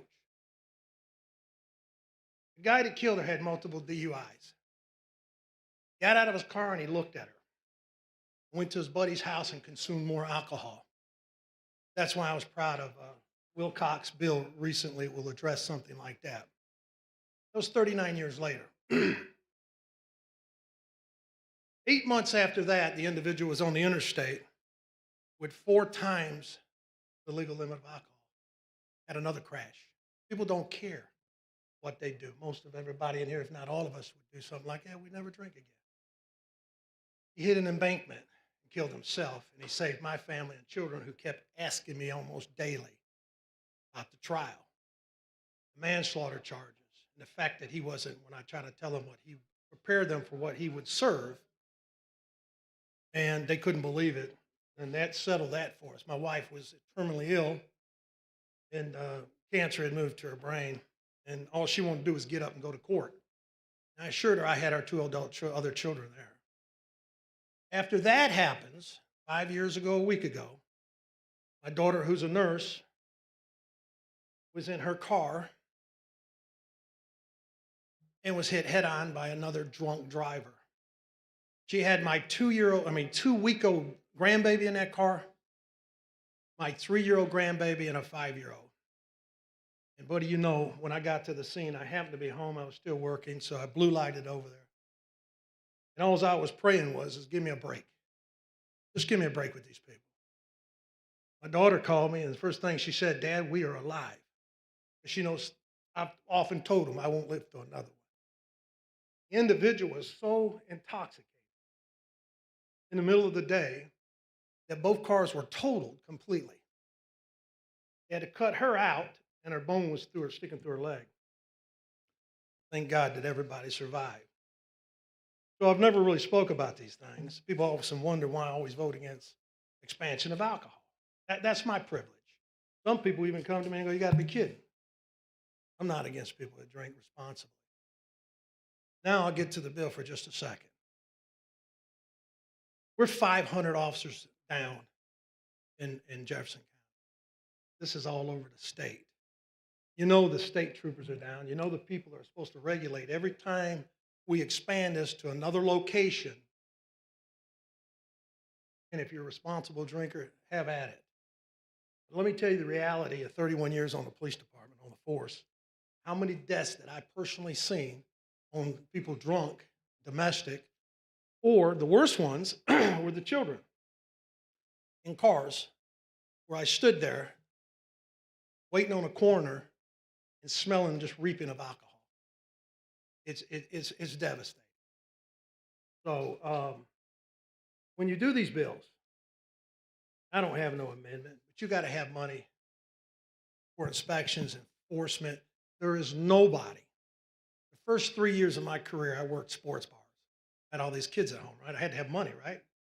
I had to quit working them because I sit there and I watched people get drunk. And if I intervene and say, hey, get somebody, that kind of worked out sometimes. But most of the times, the establishment wouldn't call you back to work. You didn't work them. So it was a twofold situation with me too. So I never worked another one that they sold that to because I never seen once ABC inspector come into these places. Never once. And you know, law enforcement, we don't check IDs. The business, they're responsible for all that. So we're gonna expand alcohol again. Never spoke about this kind of stuff, but I'm telling you, we don't fund enough folks out there, whether it's the ABC folks, whether it's law enforcement. You got 500 fewer in Jefferson County, and these things expand. Take a day and sit there and watch what's coming in and out. How most of these folks even make it home. Anyways, that's where I've come from on these things. That's why I vote against them. I'm not better than anybody. Somebody once said, thinks he's this or that, and I'm not better than any damn. It's just where I stand on these issues because that's the reality of it. And so when somebody takes exception, not on this floor, but on another, I'm over that. About some of these type of legislations, I just support. I hope you have a better understanding. Appreciate it. Thank you. Thank you. Speaker. Question now is final passage of HB 593. Oh, it's sub. I'm sorry. You explained the sub. Right. Yes, sir. And I did mention the sub. We added 4 things in for ABC to further strengthen this bill. We brought down the number of gallons. We brought down the ability regarding insurance that you've needed regarding these private events that you may do at art shows for wine tasting, et cetera. So they were 4 ABC amendments. They were friendly amendments, and that's what they had to deal with, Mr. Speaker. Okay. You want to speak on the amendment, Heath, on the bill? Okay. The question for the body is the adoption of the amendment. Clerk will unlock the machine. The members will vote. Sub.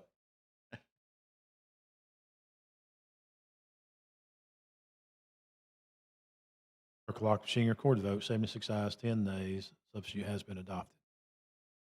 Chair recognizes the gentleman from Coleman, Representative Albright. Thank you, Mr. Speaker. And Mr. Chairman, would you just explain the educational portion of this bill? I know a lot of it is economic development. I was just wondering how we're going to educate people about what this bill does. So on the ABC side, you're talking about the educational Yes, sir. component of it?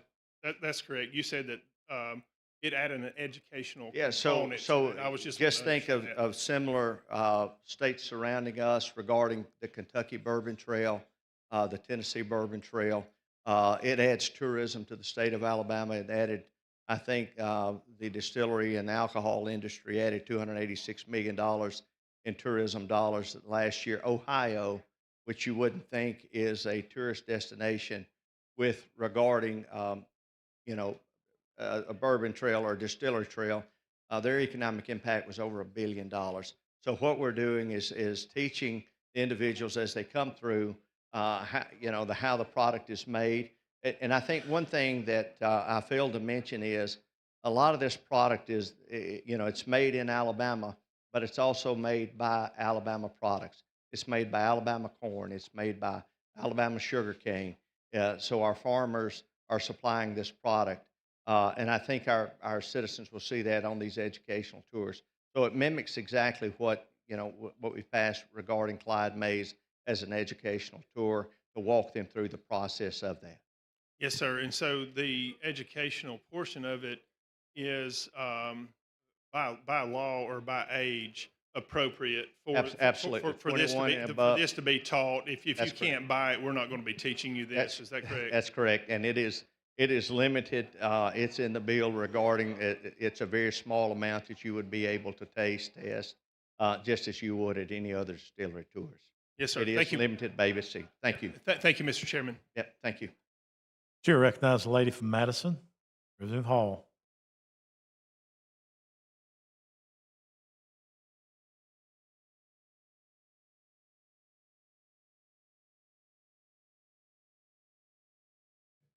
Thank you, Mr. Speaker. With the gentleman yield. Yes, ma'am. I'm really down here because of the speaking of Representative Treadaway. Yes, ma'am. It got my attention, at least. And I can understand. And the reason I'm saying, was there any discussion at all in terms of with the Alcohol ABC board and increasing costs? Because now I know when you increase the cost for taking care of things, you also increase the cost of the alcohol, which is So there are increased license fees associated with each new license, $1,000. Doesn't sound that much, $2,000 for the combined license. It is $2,000. But ABC, I've met with them multiple times regarding the bill, and they were good with the piece of legislation because we already have the large distillery such as Clyde Mays that was passed last year. Are you saying Clyde Mays? Clyde Mays, it's distilled, I think, down in Troy, Representative Paramore's district. Representative Yes. Paramore knows about So it. my commitment to them last year was, we're going to take care of our smaller distilleries. Distillery, We're I going to give understand. them an opportunity to succeed. Our brew pubs in Huntsville, our small distillers across the state. Now, we're not talking about 20, 30. I think we're talking about 12 or 15 at this point. But they need an opportunity. And I think it brings tax revenue. I think it brings tourism to the state. The quantities that they are taste testing is limited, very limited, but they're going to get an Understand. opportunity to buy that product on site as well for that distillery, that mom and pop. So I think it's a good opportunity to help grow that, but not only that, but help our farmers here locally with their product. I understand. I was just Yes. thinking that in terms of comments made and how it impacts different families. Was Yep. there an opportunity or And discussion? made? I respect his opinion, his comments, and they were taken to heart. I can assure you that. Thank you. Thank you. Sure, thanks, lady. Question for the body now is passage of HB 593 as substituted. Clerk will unlock machine. The members will vote.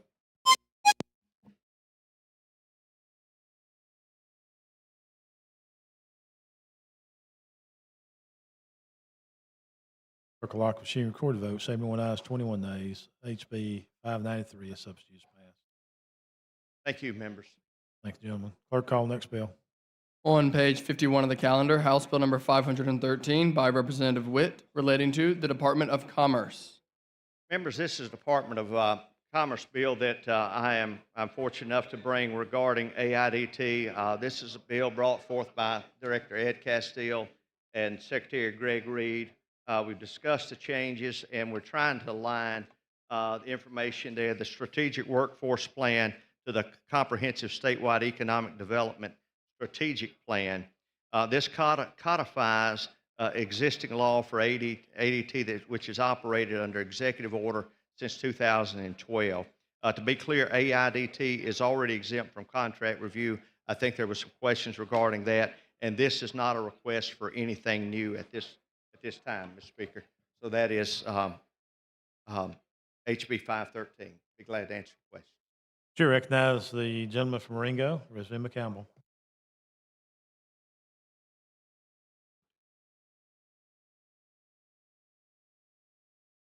Thank you, Mr. Speaker, for the recognition. Gentlemen, you. Yes, sir. My seatmate. My seatmate. Yes, sir. You know, I just realized something. You were standing there for the last bill, weren't you? I was. And you gonna stand there for the next bill too? I think so. Yes, sir. I was fortunate. I'm trying. Listen, I don't have but one bill, and I'm trying to find out how can you get 3 bills up to number 5, 6, and 7. Well, it's because. Whoa. It's not that. That's I will not tell it. you, I have been working on other issues. Yes, sir. We've had a budget. As you know, we've worked extremely hard on the budget. Oh, yeah, we have. And spent countless So you got nights and rewarded for hours. working hard on that. It's not rewarding. I have just piled my bills up to the end and trying to get them out and doing the very best I can. So that's all I'm trying to do. Well, I'm going to try and use your approach next time. Thank you. Thank you. Question for the body is adoption of the BLR. Clerk will unlock machine. The members vote.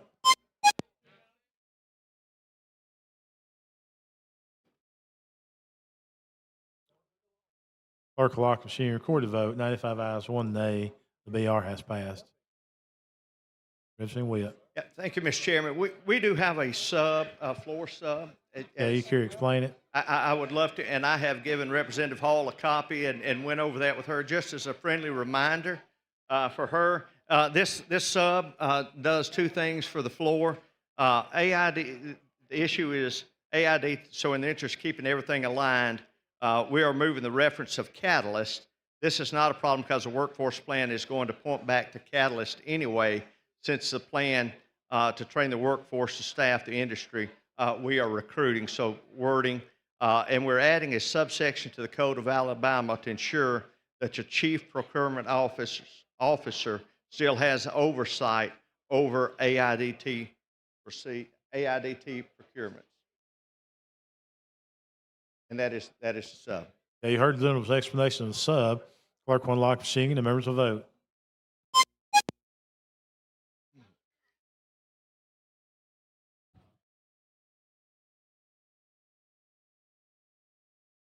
Clerk will lock the machine, record the vote. 92 ayes, 2 nays. Substitute has been adopted, Mr. Chairman. If there's no further questions, I ask for final passage. That is questions. Final passage of HB 513 as substituted. Clerk will unlock the machine. The members will vote.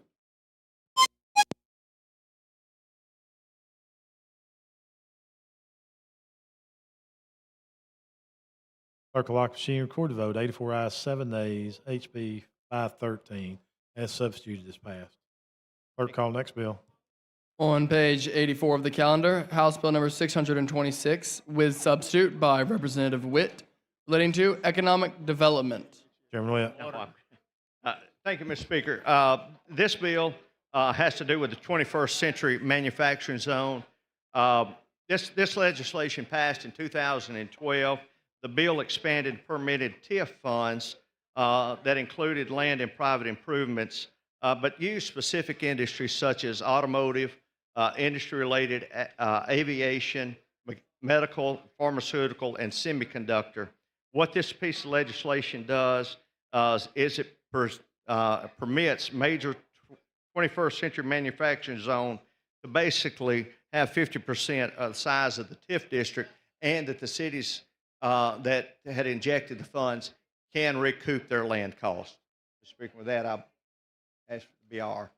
Chair recognizes the lady from Madison, Ms. Hall.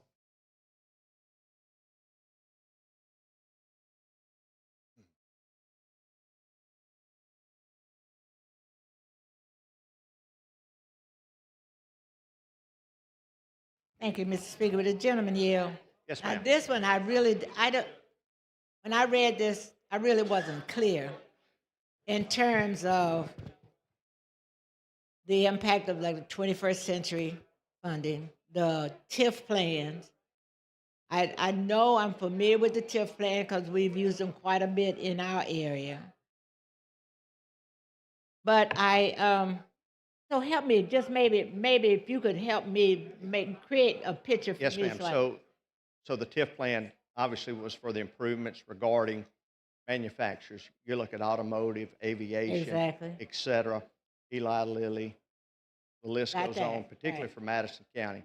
And what this particular legislation does is it says that that the property, that the zone area must be at least 50% of the TIF zone. The campus must encompass 50%. Now, when you say it must be 50, so let's we're building a company, Yes, ma'am. like a Eli campus. Lilly, Correct. and 50% of that could be TIF funding, For that company, yes. and ma'am. the other 50% is what? Well, for future investments or things of that nature that may move into that TIF district. Okay, Does that so make sense? so you're Regarding creating a company. plaza possibly. Is that- Correct, yes, ma'am. Okay. And then second of all, it allows the cities to recoup their land costs. There was some vagueness regarding the bill when it was written, and this is just clarification. Attorney requested that we go in and look at the land that the city would be able to recoup the land value, land cost, instead of just the improvements. Stop right there. Okay. Recouping land costs. I'm taking a company. They're there. Half of the land goes from the TIF. Did I get that correct, right? Yes. And then the land cost, that additional land, are you referring to the whole plot of land, entire plot? Talking about what they're taking in, as far as what they're taking in, the taxes that are taken in would be able to take, the city would be able to take that and recoup their cost of their land for that Okay, project. okay. So today, what are we doing with that? We're not doing anything? We are, yes, ma'am. It's very important to the city of Huntsville. No, but I'm saying presently, without this bill, what is happening? Presently, we are, but this is just to make That's sure that we are clear. Okay. Yeah, So we I just want to wasn't- make sure that we can recoup the land cost moving forward under this major 21st century zone, these TIF districts. We want to make sure that we're able to capture the land costs for the city back. Eli. I hear you. The only other thing I would say I would ask that we really consider doing is the reporting. Once these projects are completed, once we've gotten the funding and everything through the TIF and all of that, that a report is provided indicating those funds. I think recently we had a TIF report. I haven't seen it physically, but I saw a report of it in our area. So I'd also be very concerned. I'll be glad to get you any information. Yes, ma'am, offline. I will. You'll make sure when this project is complete, you'll make sure I get all of the information. Yeah, that's I right. need. You'll get a tour. You don't need that. You'll get a tour of the project. I want the information and the And tour. a of the tour. project. Thank you. All right. Thank you, ma'am.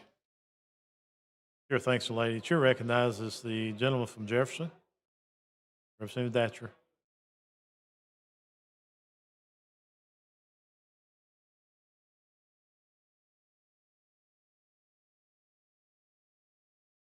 Last question. Good to see you, sir. Yeah, good to see you. The cities can be reimbursed for land they purchased before the TIF is established? Before the TIF, yes. That's it. And they've identified it as a TIF district. And they can that be we'll able to reimbursed reimburse. for it? That's it. Yes, Thank sir. you. Thank you. Question for the body's adoption of the BIR. Clerk will unlock the machine. The members will vote.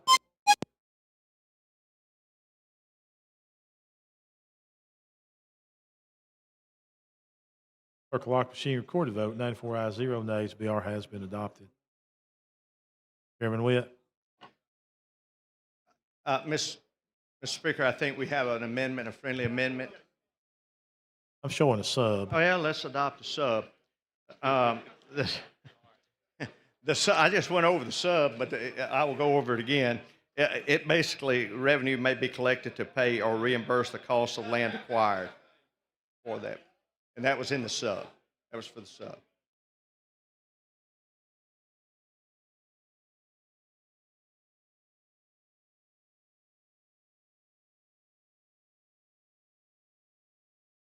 Question for the body's adoption of the sub. Clerk will unlock the machine. The members will vote.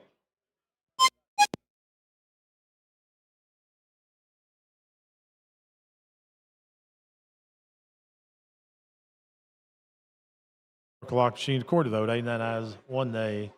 Substitute has been adopted. Mr. Chairman. Yes, sir. Mr. Chairman, we do have, Mr. Speaker, we have a friendly amendment. Clerk proceed the amendment. Amendment 2, House Bill number 626 by Representative Pringle. Ladies and gentlemen, this simply opens it up to shipbuilding. You have aviation and all these other businesses. It just simply opens it to shipbuilding. Right, I move adoption. Okay, you heard the gentleman's explanation of the sub. He sees it as a amendment. He sees it as a friendly amendment. Clerk will unlock the machine. The members will vote.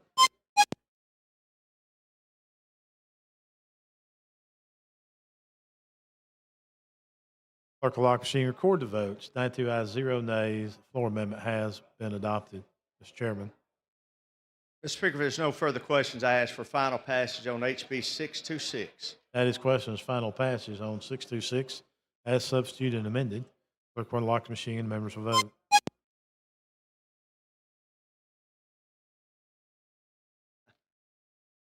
Clerk will lock the machine. Record the vote. 84 ayes, 2 nays. HB 626 is passed. Mr. Speaker and members, thank you. Thank you, gentlemen. Clerk, call next bill. On page 89 of the calendar, House Bill number 248 with substitute by Representative Faulkner relating to business and nonprofit entities. President Faulkner. Thank you, Mr. Speaker. Thank you, members. Members, this is an Alabama Law Institute bill bringing amendments to the Alabama Business and Nonprofit Entities Code. We're trying to cut down on these and not have them every year, but we're also trying to keep our law in touch and keep our law business friendly and keep up with other states that are doing that. So the main points of this bill is that it makes the inspection rights of owners, regardless of entity type, substantially similar, regardless of what the business entity is. It expedites the hearing process for those inspection rights. It updates the forum selection provisions in the Alabama Business Corporation Law and the Alabama Nonprofit Corporation Law. It better defines a director that does not have a conflict of interest in certain matters. It clarifies that generally stockholders will not owe a duty to their fellow stockholders unless they are a controlling stockholder or part of a controlling group of stockholders. It provides for a series of procedures for conflicting interest transactions involving directors and officers. It creates similar procedures to provide clarity as to the rights of officers, directors, stockholders, and the corporation as to corporate opportunities. And it updates the Alabama Business Corporation Law and the Alabama Nonprofit Corporation Law with regard to the approval process of the directors of certain agreements and documents. There is a committee sub, but I'll explain that at the appropriate time. If there's no questions, Mr. Speaker, I'd move for passage of the BIR. As questions, passage of the BIR, clerk will lock the machine and the members will vote.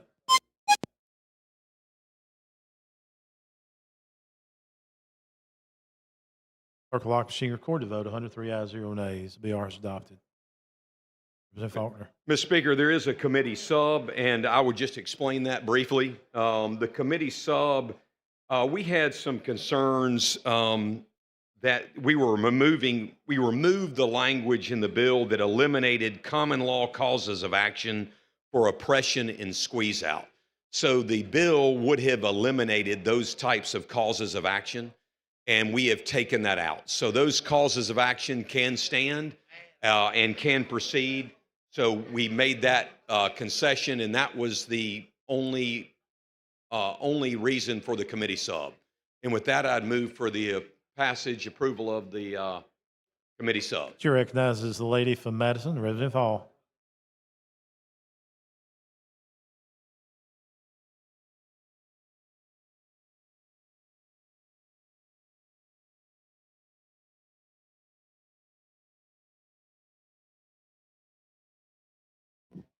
Thank you, Mr. Speaker. The gentleman yield. Now, this is one of those bills I read that, too much information. Me too. Okay. So the concerns that you had said, you indicated eliminated common law causes of action. Give me an example of what you're talking about. So there are causes of action you could sue for oppression and squeeze out. So say minority. Oppression and squeeze out as it relates to the business or as it relates. Okay. That's right. Okay. Say you're an owner of a company and you're a minority owner and you feel like you've been oppressed in your ability to whatever your vote is or your sale of your shares. You didn't agree to the corporate decision, but you're a minority person and you got forced to sell your shares, for example. Okay. Well, those oppression and squeeze out, that was a lawsuit. In the original bill, we were eliminating that. What we did is we took that language out, so those actions now can be maintained. So you can have a civil cause of action for oppression and squeeze out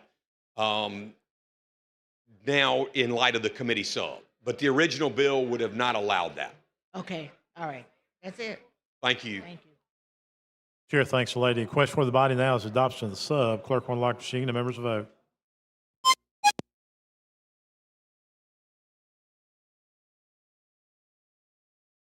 Clerk will lock the machine. Record the vote. 102 ayes, 0 nays. Substitute has been adopted. Representative Faulkner. Mr. Speaker, I'd move for final passage if there's no substituted, I guess. Yep. That is question. Final passage is substituted. Clerk will lock the machine. Whoops. Hold up.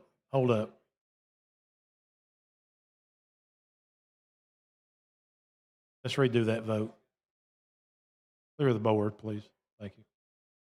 Chair recognizes the gentleman from Dallas, Representative Chestnut. Mr. Gentleman, yield. Yes, sir. I just had a few questions. So as far as this bill is concerned, were there any considerations of what's going on in Delaware with their Nonprofit Entities Act? And if so, what were, I guess, those changes or those reconciliations to get us a little bit closer to what they're doing there?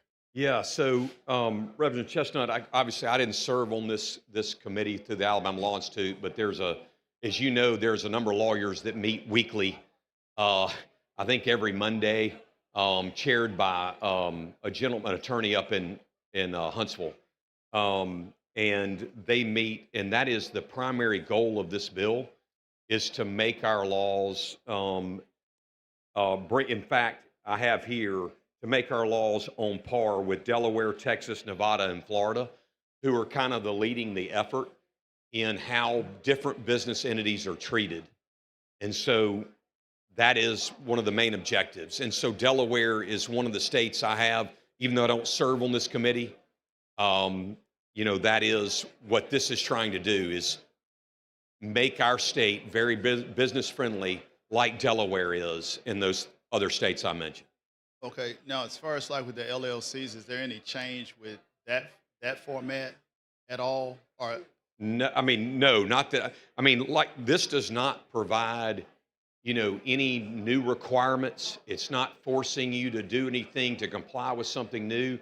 It is simply putting these safe harbor provisions out there that if you meet those safe harbor provisions, then you're protected from one of these actions, from somebody bringing a petition to the court. Okay. Lawsuits can still happen. Yeah. There's nothing stopping a lawsuit.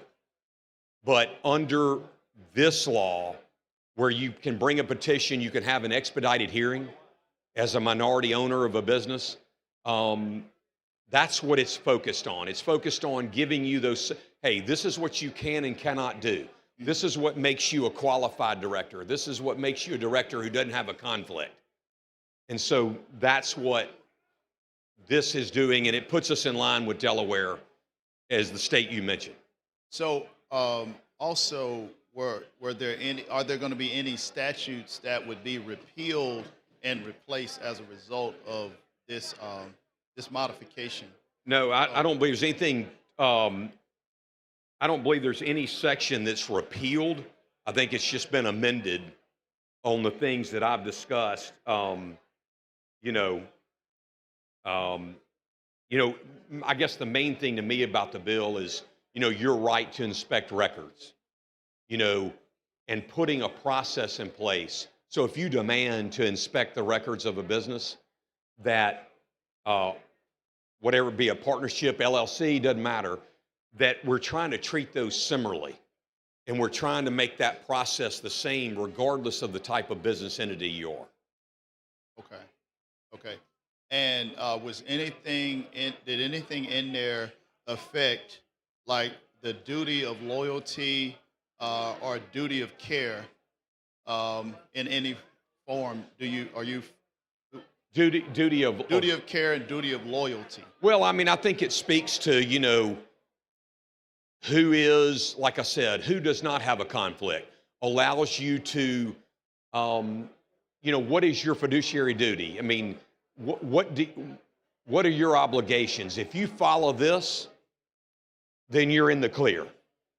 So it's not forcing you to do something new, but it is saying if you do this, you're good, you're clear. And it tells a corporation and it tells ownership, directors, officers, you follow this, you're okay. So in that sense, I think the answer is yes. Okay. I think it does apply to that. Good. Okay. And you're good with it as far as because I know you represent a lot of corporations. Well, sure. I think, look, I trust, As do I. We know Alabama Law Institute. These are the lawyers that do this. This is not my practice area, but they've studied this. They look at it every year. And, if there's something that we feel like here, we took out the provision that eliminated the squeeze out in the oppression lawsuit, procedures. We've allowed that back in. And, I think that's a good thing. That was a compromise. Yeah. All right. Thank you. Thank you. I yield. Question for the body is final passage of HB 248 as substituted. Clerk will unlock machine and members will vote. Clerk will lock the machine, record the vote. 103 ayes, 0 nays. HB 248 substitutes passed. Thank you, Mr. Speaker. Thank you, members. Thank you, gentlemen. Clerk, call next bill. On page 57 of the calendar, Senate Bill number 248 with substitute by Senator Shelnut relating to K-12 education. Yes, thank you, Mr. Speaker. I'm here today to present SB 248, which updates existing law to clarify how religious release time instruction may operate in our public schools in the state. This bill allows religious instruction during the school day, but it must be off school grounds and requires the support of a local faith-based entity. No public funds are used to implement the program, and no core classes may be missed by the participating student. Religious release time was upheld constitutionally by the Supreme Court in 1952. And Mr. Speaker, I move for the BIR. That is questions. Adoption of the BIR. Clerk will lock the machine. The members will vote.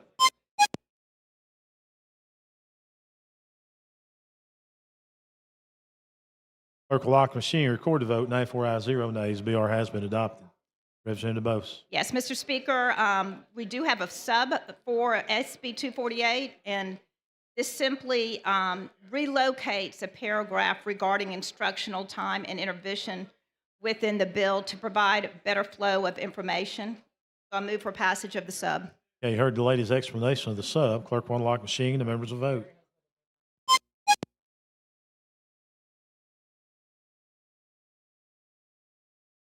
Clerk will lock the machine. Record the vote. 93 ayes, 0 nays. SB 248 has passed. Nope, not yet.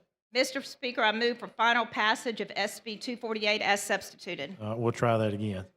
Clerk will unlock the machine. The members will vote.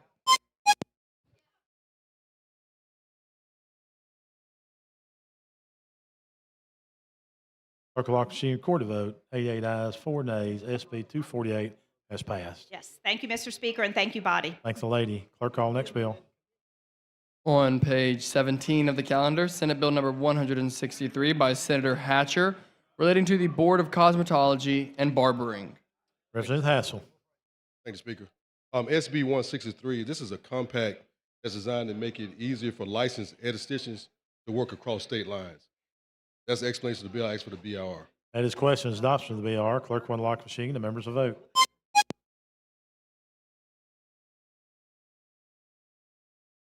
Clerk will lock the machine. Record the vote. 102 ayes, 0 nays. BR has been adopted. Representative Hassel. Thanks for final passage. That's question for final passage of SB 163. Clerk will unlock the machine. The members will vote.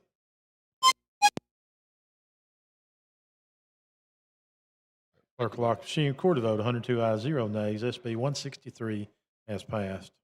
Thank you. Clerk, call next bill. On page 49 of the calendar, Senate Bill number 271, a constitutional amendment by Senator Gavan relating to the Lieutenant Governor.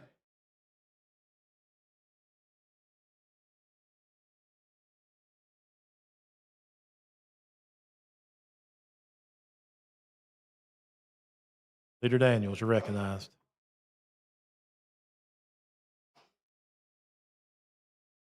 Thank you, Mr. Speaker. Thank you to the members. Mr. Speaker, this bill, and members, this bill, several years ago, we had the pro tem of the Senate, pro tem Del Marsh, who, during the vacancy of Governor Ivey elevating to the governor's office, that left a vacancy in the lieutenant governor's position. And so for 3 years, approximately 3 years, the pro tems presided over the actual Senate, and there was not an election. And so what this piece of legislation will do, it will create an election within 18 months of the vacancy of this office. Here recognizes the lady from Mobile, Representative Clark.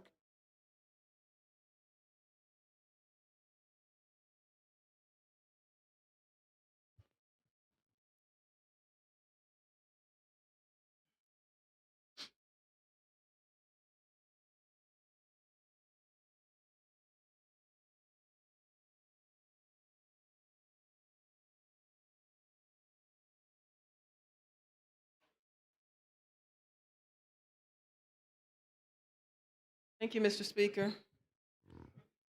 Mr. Leader, do you yield? Yes, ma'am. So I'm trying to remember. I think I was here Yeah, you were. at that time. Interesting times. So remind me though, I remember that Governor Ivy was lieutenant governor at the time. She was lieutenant governor.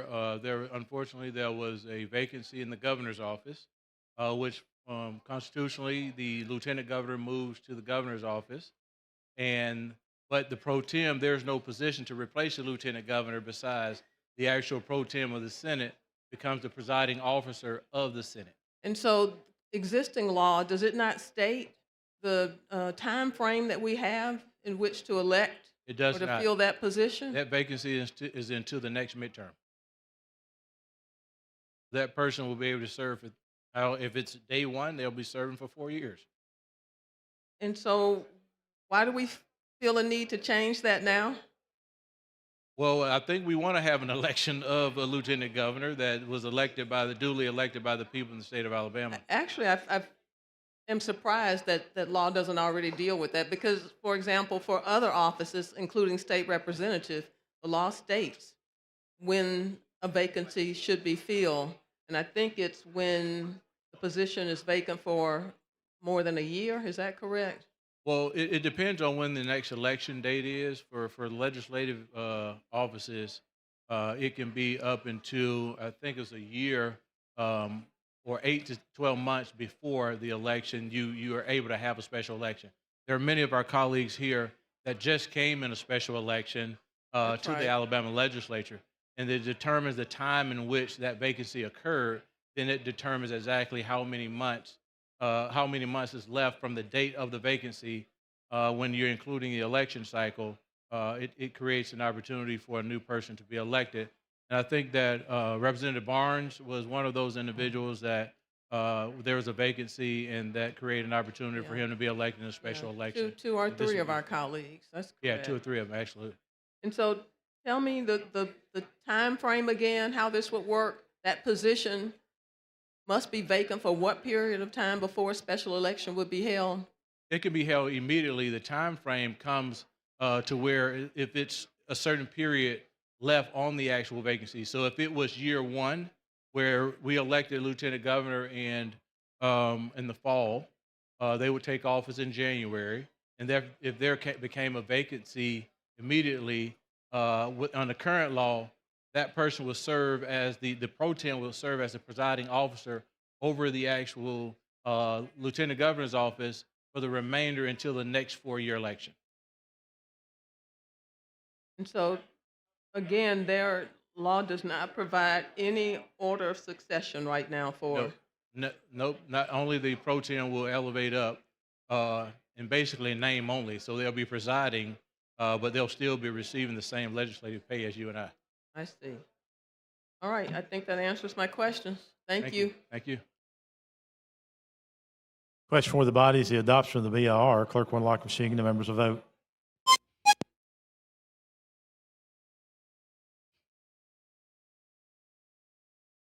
Clerk will lock machine record the vote. 102 ayes, 0 nays. The BIR has been adopted.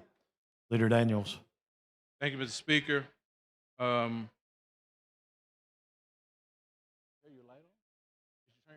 Yep. Okay. Chair recognizes the gentleman from Lee, Chairman Lover.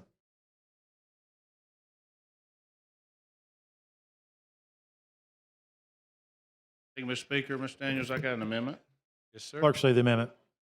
Amendment 2, Senate Bill number 271 by Representative Lovern. Chair, explain your amendment, please. Yes, sir. This amendment just allows the legislature by joint resolution to set the pay for the lieutenant governor and the officers of the House and the Senate. That's all it does. How does sponsor see it? I see it as a friendly amendment. Okay, the gentleman sees it as a friendly amendment. Clerk will unlock the machine and the members will vote.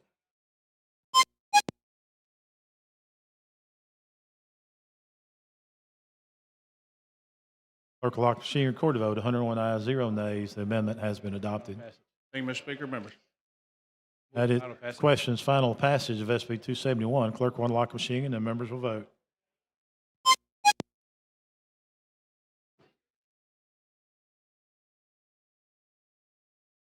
Clerk will lock the machine, record the votes. 101 ayes, 0 nays. SB 271 as amended has passed. Thank you, members. Thank you, Speaker. Thank the gentleman. Clerk call next bill. On page 65 of the calendar, House Bill number 499 by Representative Bracy relating to constables. Representative Bracy, you're recognized.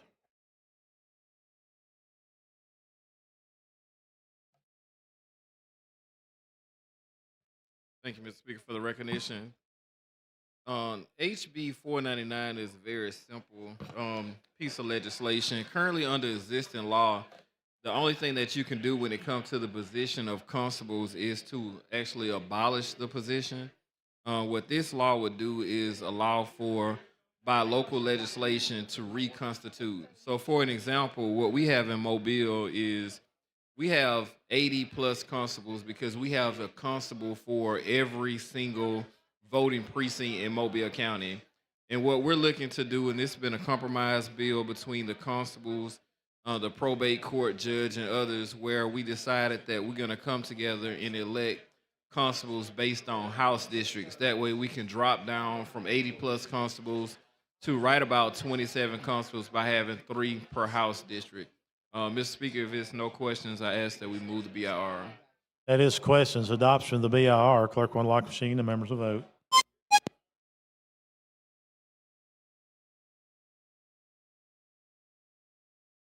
Clerk will lock machine. Record the vote. 97 ayes, 2 nays. The BIR has been adopted. Thank you, Mr. Speaker. If there's no questions, move final passage. Chair recognizes the gentleman from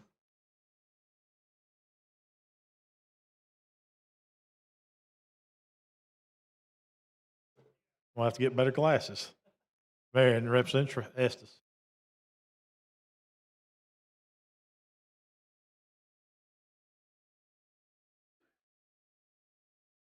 Thank you for the recognition, Mr. Speaker. Will the gentleman yield? Yes, sir. I just wanted to clarify, and I think I understood this correctly. This is not a statewide implementation. It just allows individual counties to come back if they choose to do so and basically restrict the number of councils and constables and do that per commission district. Right. So what happens right now, you have the authority to abolish constables, but you don't have the authority to recreate. So what this would do is allow you by local legislation, recreate. You could abolish and you could structure it the way it would best fit for your county. And that's what we're doing in our county. We have about 80. We think it's too many. We really need to rein it in a little bit. Our sheriff department is on board with helping provide training, and we could get down to people that actually want to do the position and not just anybody that's doing write-ins and things like that. So it's just kind of reining it in. So this will give you the authority locally to be able to reconstitute the office. Thank you for the clarification. Yes, sir. Thank you. Chair thanks the gentleman. Question for the body is passage of HB 499. Clerk will unlock machine and the members will vote.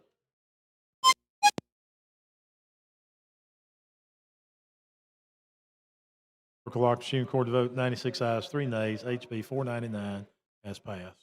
Thank you, Mr. Speaker, and the body. Thanks the gentleman. Clerk call next bill.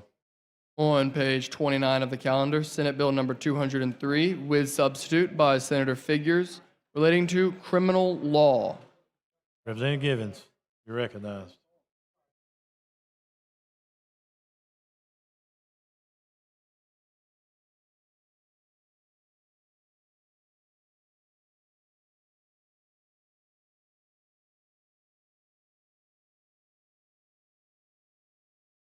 Thank you, Mr. Speaker. Thank you, body. Okay. Senate Bill 203 is protecting children from sexual predators and must remain one of our highest priorities. This legislation strengthens our commitment to safeguarding children, holding offenders accountable, and ensuring law enforcement has the tools necessary to intervene before harm occurs. And there's a whole long list of stuff I can go through. Do you want me to go through it to explain it more?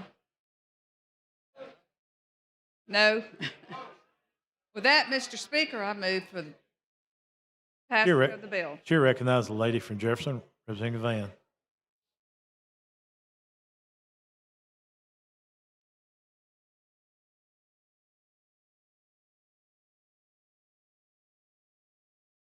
And while we all want to ensure the protection of our kids, and I know we're in a rush to get out. Anytime you're bringing something here regarding the criminal code, I just want to get some clarity of purpose. What does this bill do? Okay. It allows law enforcement to be proactive when investigating crimes against children. Specifies that crimes of transmitting obscene material to a child and traveling to meet a child are committed even if the defendant believes he or she was communicating with a child. Eliminates the defense when undercover officers are involved posing as children. And then it creates a Class C felony for employees of inpatient drug alcohol rehabilitation programs or inpatient mental health facilities to solicit or engage in sexual conduct with patients. We know that happens. Explicitly states consent is not a defense to this crime. Allows the admissibility of statements for children under 18, raises the age for admissible out-of-court statements from children under 12 to children under 18 to include video testimony from the child at the time of the offense. To be admissible, the child must take the stand and the child must be available for cross-examination by the defendant. This allows jurors to see the child at the time that they disclose the abuse. This is important due to the length of time it takes for cases to go to trial. And additional changes, it clarifies that voyeurism first degree is a sex offense requiring sex offender registration. Removes the defense to kidnapping in the first degree if the victim is returned unharmed to a safe place. Adds kidnapping by deception to kidnapping in the second degree. And clarifies the mandatory reporting statute by I'm reclaiming establishing my time. the date, Claiming my time. I'm reclaiming my time. You don't have to keep reading all that. So we're adding. I'm still confused as to what this bill does, because law enforcement can already do pretty much all of these things anyway. And I thought voyeurism was already a crime in the state of Alabama. So what are we doing differently? I'm just trying to see, when you say to allow them to do, what is it that they cannot already do is what I'm trying to get. Okay, it changes the age. It changes, I got it all right here. An indecent exposure was, Indecent exposure, okay. was part of it. Kidnapping discussed in the first degree and So second. are we adding kidnapping? We are. Okay. Okay. I'm just trying to. I'm somewhat confused with what the bill is doing. And which we have laws, but the traveling to meet children, and then there's always been this backup. And our court systems can't help it, but there's a backlog. So now you can use, with this bill, you'd be able to use the video of when the abuse was reported. Because it could be 8 years later and the child would look totally different. Okay. All right. And this is my fault because I don't know. I have not read this, so maybe I'm just a little. Okay. Again, I'm just trying to get the. And it is in our talking points. It's a good synopsis of this bill. I mean, I can't necessarily say it's a good synopsis. I mean, sometimes those talking points are good, and it depends on who's looking at it. Sometimes people don't read for knowledge; they read for a response, and so it's a difference in the two. So that's subjective as to whether something is good. I don't have a problem with the bill. I'm just trying to get clarity on what the bill does for my own purposes, because you're unpacking a whole lot in here, things that law enforcement can already do. But I get it. I'm always going to be for the protection of our kids, at all costs. But I just wanted to get the clarity. But since you said that it includes the video, so that's the preservation of video evidence that could still be used after. Are you changing the statutory time period? I mean, what are you doing? Okay, this bill came from the DA's office, so I've worked with the DAs on this. Okay. Well, I knew, I you got being it. a I lawyer, love the that would DA's mean office. something I to you. mean, I've carried DA office bills Okay. before. This is a case law that says the crime has to specifically say or believe to be a child for undercover operations. So that is a change, Okay. not just the age that changed. Okay. All right, that's fine. I mean, you know, I'm just trying to get the clarity on it, and I'll just have to sit here and try to peruse it myself to get some understanding.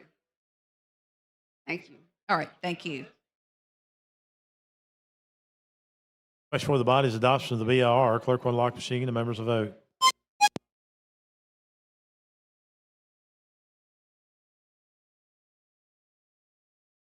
Clerk will lock the machine, record the vote. 101 ayes, 0 nays. BIR has been adopted.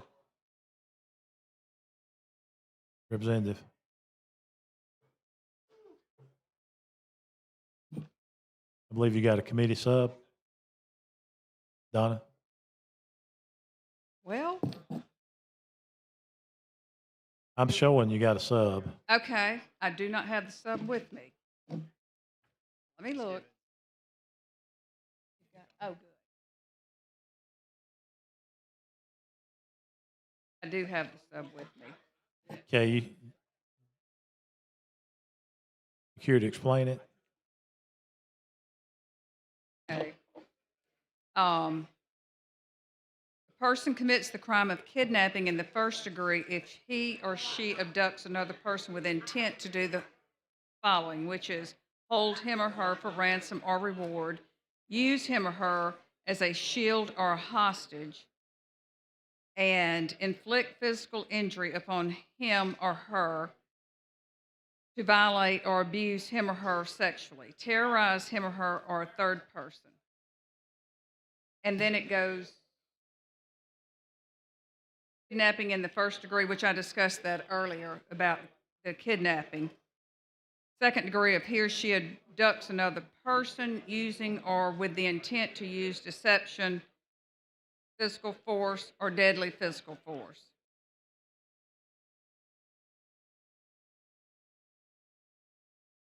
And I had just explained the sub, Mr. Speaker, Okay. earlier.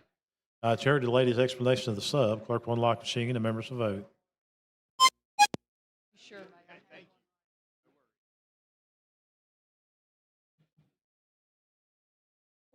Clerk will lock the machine, record the vote. 103 ayes, 0 nays. Substitute has been adopted. Representative Givens. Thank you, Mr. Speaker. Thank you, body. How about final passage? Final passage of the bill, please, All right. Mr. Speaker. Question now is final passage of SB 203 as substituted. Clerk will unlock the machine and the members will vote.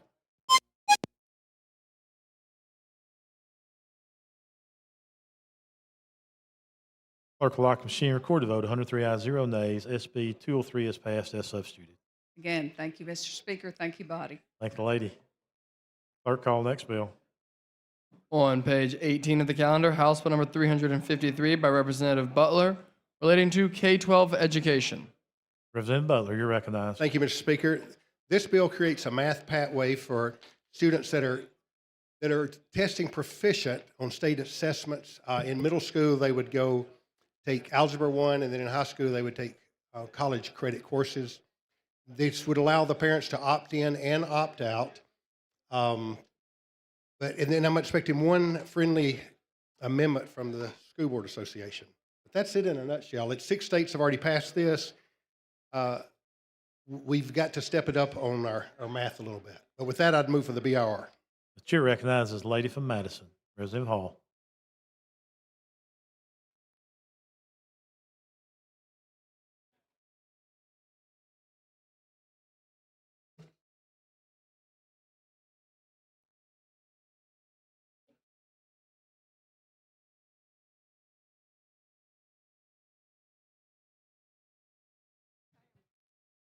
Thank you. I thought I was clear on this, but let me make sure I understand. Yes, A ma'am. child that is exceptionally or Yeah, that is testing proficient on the statewide or equivalent assessments. They would be put into a advanced pathway. but the parents could opt the child in or out. And even a student that's not testing proficient, the parents could opt them in. A child that is not test. That's what I thought I heard. What I thought I heard is you said a child that's not proficient. Are you saying that that parent could make sure that they are moving up to a level beyond where they should be? Or are you saying? Yes, ma'am, that's in the bill. But this is for the proficient would automatically be put in the class, the pathway to take Algebra 1 in middle school and then college credit courses in high school. But parents could opt them out. But it is an opt-in, opt-out. But obviously, if they're not going to make it, and the school board will tweak it. Yes, it puts the burden on them to set up the parameters of how it will work. The burden is what?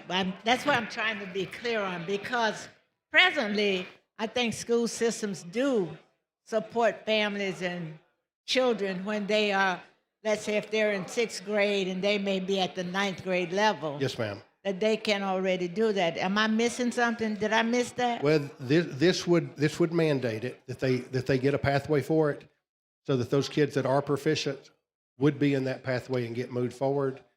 It's been a long time since I was in high school, and I know they used to take 4 years of math. I think now they take 2, but this would put it in high school to college level. Who takes only 2 I think years? in high school now they only take 2 years. I think the legislature changed it. We didn't change it? Okay. If you look at our course Are we still- curriculum, have you looked at the course alignment for, when did it go from 4 to 2 that you don't take a math I thought we had class? changed it for 4. Oh, workforce we did to 2. I'm sorry. That's for the students that are doing workforce or like career tech training like that. They went to 2. I knew there was something that we did. Okay. I think in 24. Okay. I guess what I was trying to make sure what I'm clear on is that if a child is excelling beyond its grade level with cooperation, working with parents and the child, they can request that at this point. Yes, ma'am. And you're mandating that they must do it, but that Well, the school board is going to set up the program in place, but it's not going to be mandatory that you have to do it. If you're proficient, you're testing proficient, you would be put into the program to be fast-tracked, but your parents can opt you out. if you're fast track, if the system decides to fast track, Yes, ma'am.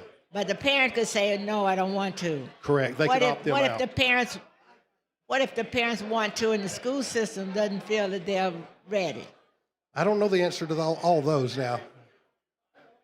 I think you're going to find that too. I mean, I just think that I do find school systems that are concerned about the well-being of children generally are already doing that. I thought it's interesting. What kind of response did you get from the school systems? Everybody has loved it so far. Really? Yes, ma'am. Everything's been proficient. I mean, been positive. But I spoke to one of our superintendents back home, and they liked the program.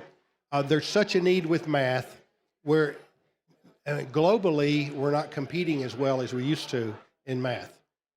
Have you ever, globally we may not be, but have you looked at the, I'm looking for accreditation. Mhm. You know how many of our school systems are not accredited by an accreditation associate, accreditation associate? I do not. Huh? A lot. Most of them are not. Well, we seem to be lacking, and this would be part of the just stepping it up program, because we need to step up a lot. And I think we should be, if that is indeed the case, that we would be working on accreditation, and that gives you a broad range from which to work from. Just my own personal. I'm amazed if you read a textbook from many years ago of the words that were used, that a lot of people might struggle to understand some of them now. But I miss what you were I saying. was just saying that years back, we seem to be a little more advanced than we are today in some areas. What I was Years talking back, about. you saying in our age, or my age, or your Well, age, further back. further back than my age or your If age? you look at some of the studies and the writings that students studied like 100 years ago, it was quite different. What study was that? It would just, I think a lot of people would have a little trouble. Some of our students now would have trouble following the meaning of what the text was saying. Have trouble following the meaning of what the text is saying. Mhm. I find that in here, Me too. but seriously. Yes, ma'am. But I do think that I applaud you for being concerned about the education of children. I just was thinking that systems pretty much have something in place already. And even with smaller systems through distance learning with the technology now, you can literally be a small system and have a few students at one school and a few at another, where before you wouldn't have been able to hire like an advanced placement teacher. But now you can, and it's funny because the teacher could be anywhere in the world teaching that class. Almost definitely. And teach hundreds of students. The school where I taught, we had a section that allowed them to not only get their advanced math classes. It was before we even started the process that we use, like since COVID. But their teacher, I can't remember where she was, but there were students that qualified for that class and did quite well. I think the technology has really enhanced the opportunity for us to bridge that gap that we may have lacked. in Yes, the ma'am. I would agree. Yeah, thank you. Thank you. Chair recognizes the lady from Calhoun, Dr. Boyd.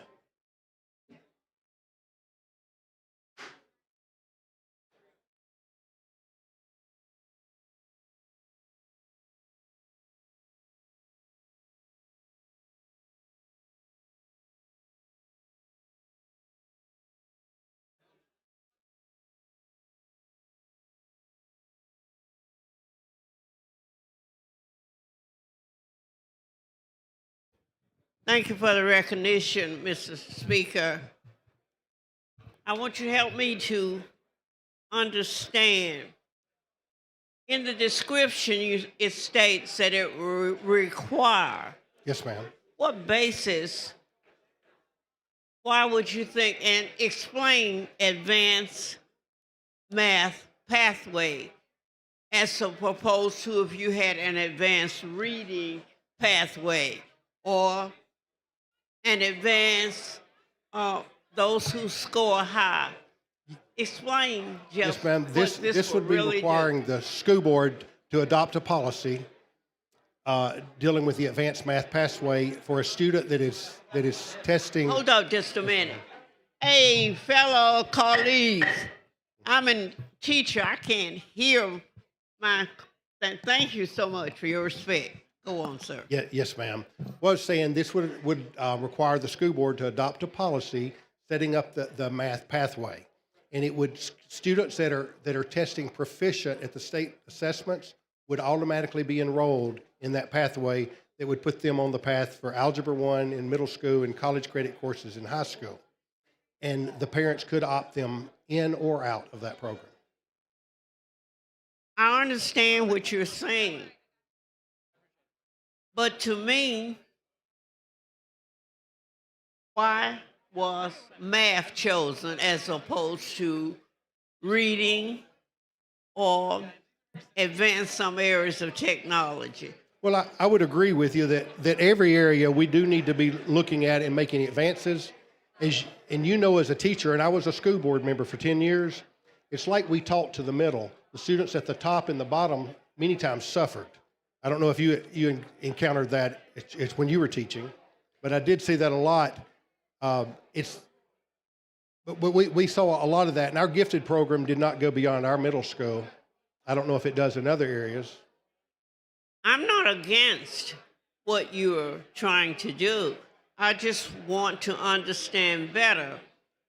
Would this really accomplish moving students up because their reading is basic and math is only already for those mostly who are proficient who take those? And my concern is just isolating one subject as above reading or some other. I would agree with you. We need to look at everything and create an advanced pathway for everything. And those at the top and the bottom need to be included in the mix as well. Because it benefits every one of us to educate a child And it looks like if you don't educate a child, you wind up incarcerating many times, and it's far cheaper to educate a child than to incarcerate them. Incarcerated. Yeah, I was saying if we do not do a good job of educating a child, many times they may wind up being incarcerated, and incarceration costs way more than education. And to educate these students to make them productive members of society, tax producing, good, solid citizens. So I see anything with education is a win for everybody, the student and the taxpayers and the citizens. Thank you so much. Thank you, ma'am. Chair thanks the lady. Question for the body now is the adoption of the BIR. Clerk will unlock the string and members to vote.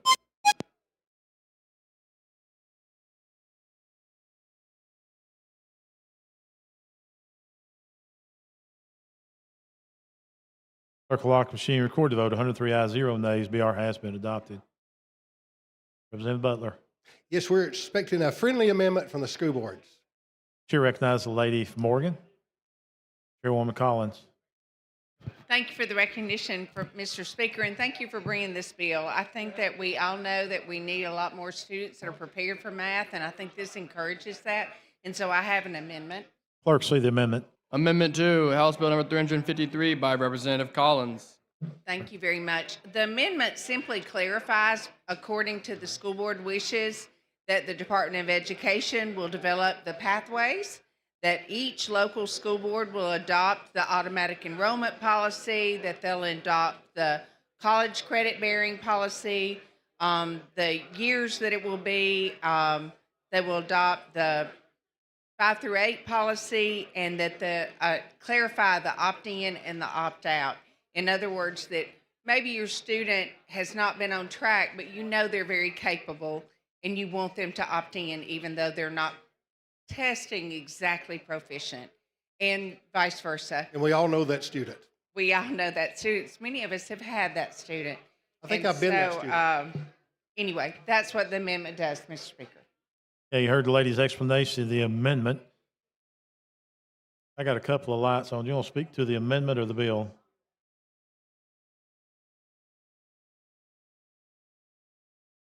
Okay, how does sponsor see the amendment? Oh, yes, very favorable. Okay.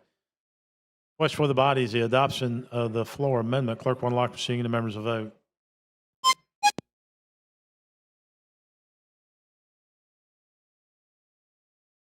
Clerk will lock the machine, record the vote. 102 ayes, 0 nays. Floor amendment has been adopted. Thank you, Mr. Speaker. Thank you. I would move for Representative final Butler. passage, sir. Chair recognizes the gentleman from Marion, Representative Estes.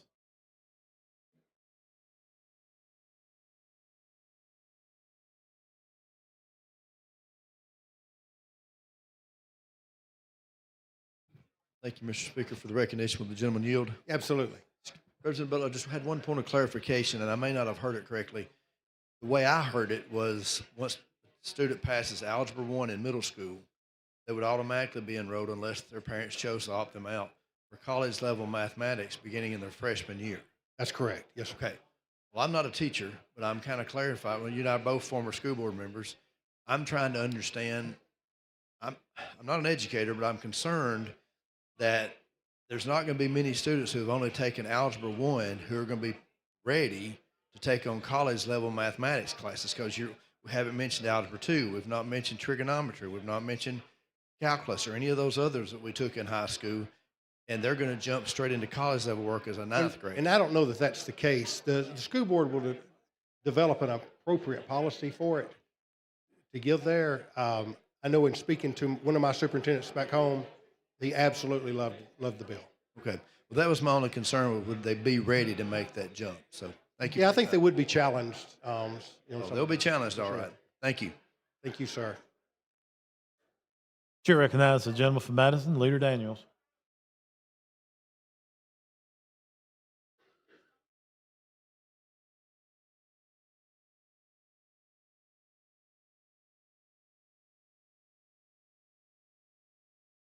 Thank you, Mr. Speaker. The gentleman yield. Absolutely, sir. So go back through this. I saw the amendment. I caught the tail end of it. Give me a brief overview again and what the amendment did to improve it. Just real brief. I don't want you to have to repeat everything, but I just want to make sure I had clarity. Well, on line 48, when it got to after middle school and got to the college I level. can barely hear you. If you can speak it to the mic. I'm sorry. I can't hardly hear. My ears are stopped up. We flew to Miami and flew back, and my ears still haven't opened up yet. I just don't want this bill to fly with you. Can I just share this with you? This will be easier. You wouldn't have to listen to it. Thank you. That's got it all right there. But this was the Association of School Boards wanted it. This was the Alabama Association of School Boards requested this. Okay. And we saw it very favorable. Okay. So go back over kind of an overview of it, because the analysis that I have. The local school board of education shall adopt policy relating to the automatic enrollment in the local school. That was one. Where scores were proficient at grade level or higher on the statewide annual year-of-year math assessment in grades 5. It was through 11. We're moving that to 8. On line 75, where we said may opt the student into advanced math course according to the criteria established by the local school board. It's just putting local control everywhere in it. When I was a school board member, AASB was our best friend. They kept us out of trouble. Anytime we adopted any policy, we looked to them, and these guys do a great job. And that's all they've done. It's putting local control, if you look through there, into the bill. Okay, and so the tracking of these students, and so everything will be in line with meeting the graduation requirements. Oh, absolutely. And then will students on the same grade level be taking a different math? Is it based upon their ability level? They would, yes, sir. And so students that are performing at a higher level will be able to take a more advanced math. Yes, sir. If they're testing higher on the statewide assessments, they would automatically be opted into this, but their parents could opt them out. Okay. All right. Thank you. Thank you, sir. If no more questions, I'd move for final passage, sir. That is questions. Final passage of HB 353. Clerk will unlock the machine and the members will vote.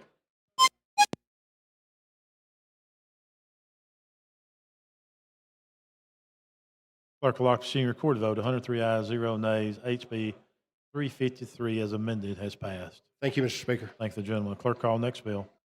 On page 87 of the calendar, House Bill number 605 by Representative Keel, relating to rural health care. Representative Keel, you're recognized. Thank you, Mr. Speaker. Alabama has been awarded $203 million for the first year of the Alabama Rural Health Transformation Program. It's a 5-year program. We stand to gain about $1 billion from this. This bill would allow for antitrust immunity for healthcare providers that may apply for these funds. And so with that, Mr. Speaker, I ask for the BIR. That is questions. Adoption of the BIR. Clerk will unlock the machine and the members will vote.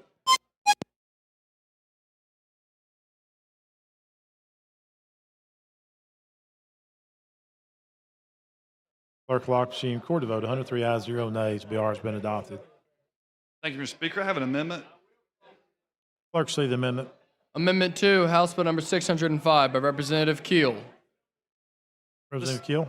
This amendment states that covered activities under this bill do not include negotiations with health insurance, health insurers, health benefit plans, or employee welfare benefit plans. And I move adoption of the amendment. Before the body is the passage of the floor amendment. Clerk will unlock the machine and the members vote.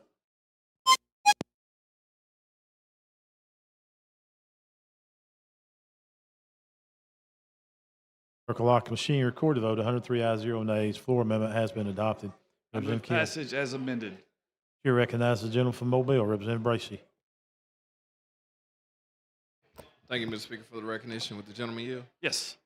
I'm just trying to get some clarity because we moved kind of fast through the BIR, and I was trying to listen, and I wasn't real clear. And I know this is very, very important. It's a lot of money coming to the state. You know, we're talking about 5 years. I'm just trying to get a better idea of exactly what does this bill do. Is this a vehicle for something? Like, what are we doing right here? Well, we have antitrust laws that sometimes prevent healthcare providers for what might appear to be colluding or something along those lines, where they can't discuss with one another what the other one is going to do in a situation because it might create a monopoly or the appearance that there's a monopoly. And this money, really what we're looking to do is make generational change with this money because it's one-time money. And so what we want the healthcare providers to be able to do is talk with each other and discuss what their strengths are at each place. That way, we're not just spreading this money like a shotgun.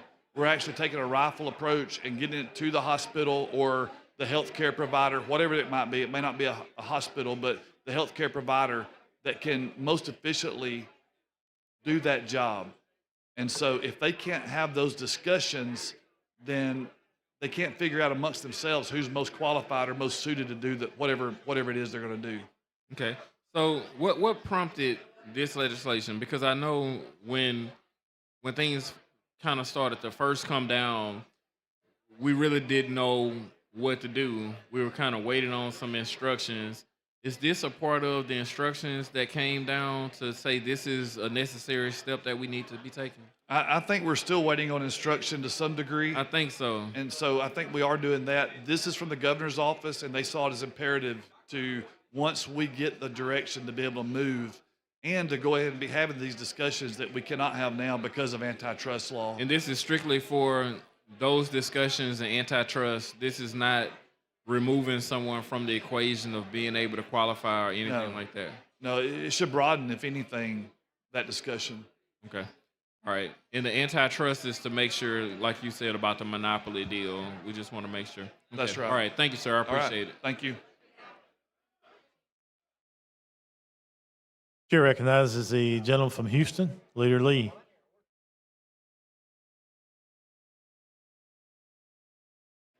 Thank you for bringing the bill. I guess I didn't see anything in the bill that actually required the communication between the hospitals.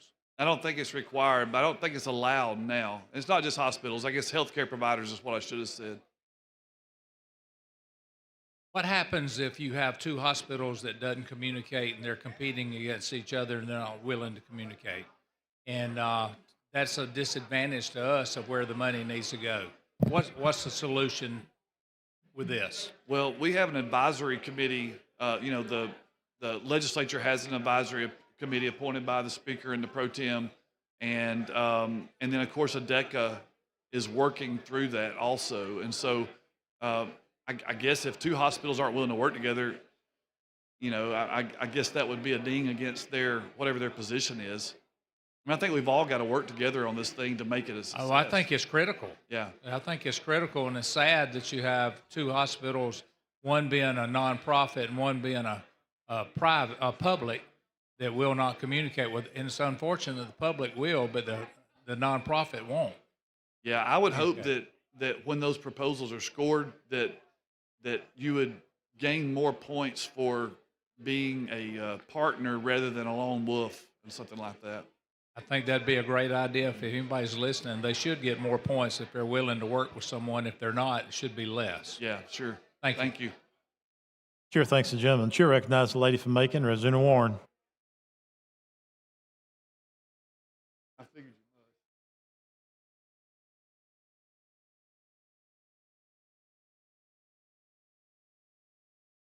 Thank you, Mr. Speaker. I suppose I wasn't expecting this. I hadn't read the bill. And I was kind of concerned as to your discussion as to what had been discussed. And as a member of that committee, I have not had any discussions, but you're saying that there's been a discussion. So you're telling me you've had a meeting about this bill that I have not been a part of. Well, the governor's office brought me this bill to consider. And given all the information we've been given from the feds, do we really have the authority to do what you're doing now, since we hadn't passed it through the feds and they said everything we're going to do got to go through them? Well, this is not dealing with the actual projects, and so you're correct.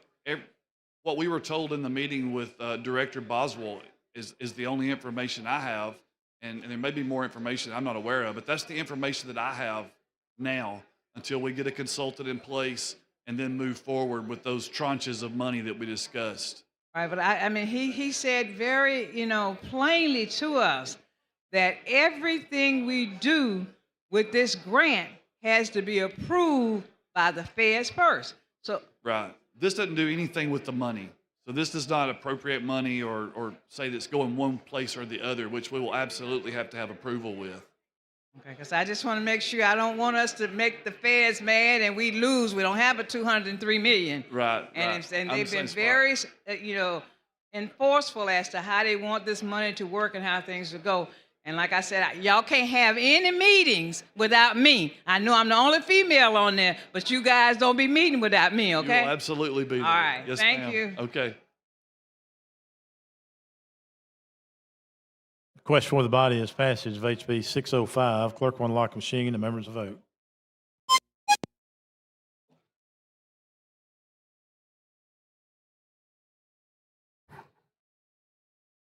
Clerk will lock the machine, recorded vote, 101 ayes, 0 nays. HB 605 has passed. Clerk, call next bill. On page 23 of the calendar, House Bill number 169 with substitute by Representative Keel, relating to the Department of Archives and History. Representative Keel. This bill would create 17 members for the Department of Archives Board, 8 from the governor's appointments, 4 by the speaker, 4 from the pro tem, plus the governor. Mr. Speaker, I move BIR. Chair recognizes the gentleman from Dale, Chairman Klaus.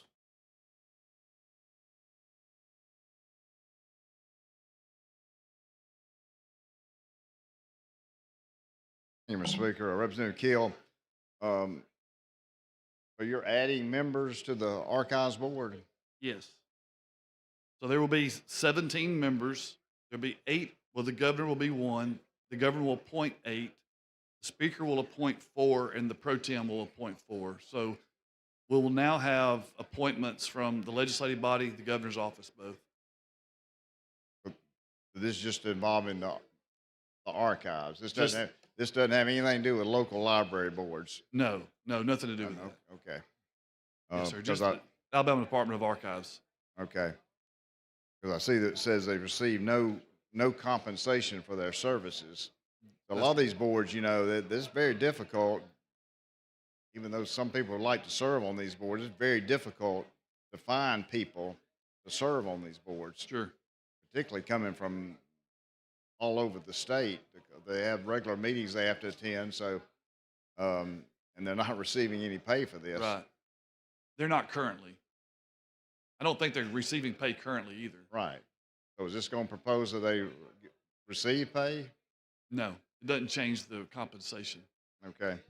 Well, what is the, I'm just trying to briefly go over this. It says that the act is retroactive to January the 1st of 2025. I have an I've been amendment. doing this a long time. I haven't seen this in a We have an bill. amendment coming to fix that. Okay. I'm going to take that out. Okay. Thank you. Thank you, Mr. Speaker. Chair thanks the gentleman. Chair recognizes the gentleman from Mobile, Representative Jones. Thank you, Mr. Speaker. Gentleman Yale. Yes, sir. On this particular legislation, is there a sister bill to it in the Senate? Is there a what now? Is there a bill in the Senate of the same type? No, not that I'm aware of. Okay. So this is not the bill where they can be removed without any cause, for any reason? The appointing authority can remove the person they appoint. Without any cause? Well, so we have a sub. I think I can read to you. Yes, each appointed member shall serve at the pleasure of his or her appointing authority. Okay, well, that's very similar to the library board, where they can be removed from the board without giving any kind of cause at all, any explanation, just removed. And this is a volunteer board. And my concern is that if someone is volunteering their time, using their money to travel and participate in the board, if we're going to remove them off the board, there ought to be at least some cause given for doing that. I think if a citizen is volunteering to do this and coming from all over the state to do it, I think the other part of it, where you said you got an amendment coming to fix that part. Yes, sir. But that's really my concern about the board. We went through this on legislation as it relates to library boards. and that the person who's there can be removed for actually no reason at all. And the board didn't have to give them, or the appointing authority didn't have to give them any reason. They just remove them. I really think that that's not giving any consideration to the citizen who's appointed to the board whatsoever. That's really my concern about it. I can understand you want to restructure the board, you want to get new appointing authorities. I don't have a problem with that. But I do have a problem with any citizen being just removed without any cause, just because somebody didn't like what they wore that day, or because they asked too many questions, and that often happens, and because they're actually too involved in that people don't want them that involved in the process, and that's really my concern about it. And I was just wondering if we're also going to do this as it relates to other areas that you're going to have amendments for. I wish you would consider at least giving them an explanation for why they're being removed from the board. That's the point that I was just trying to make. I understand. Thank you. Chair recognizes Representative Bracy of Mobile.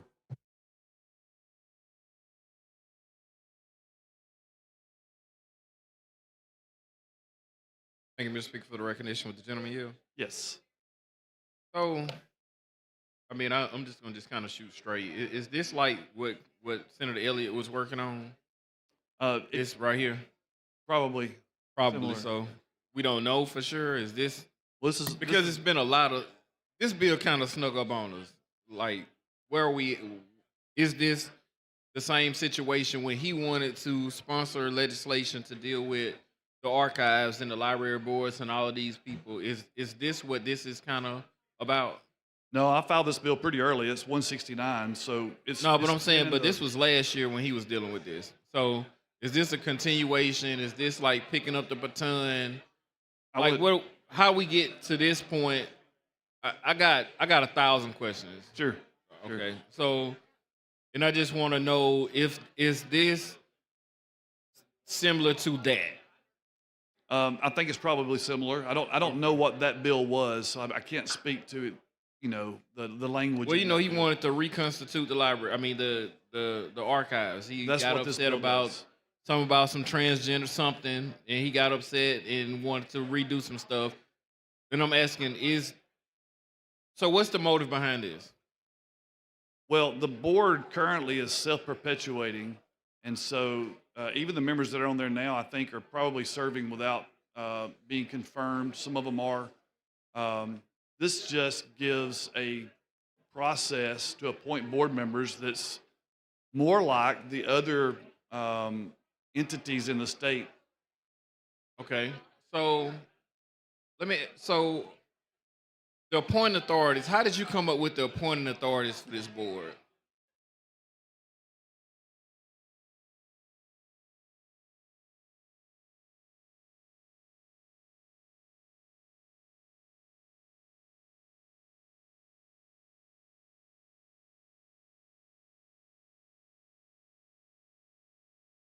Well, there's a variety of ways that we appoint.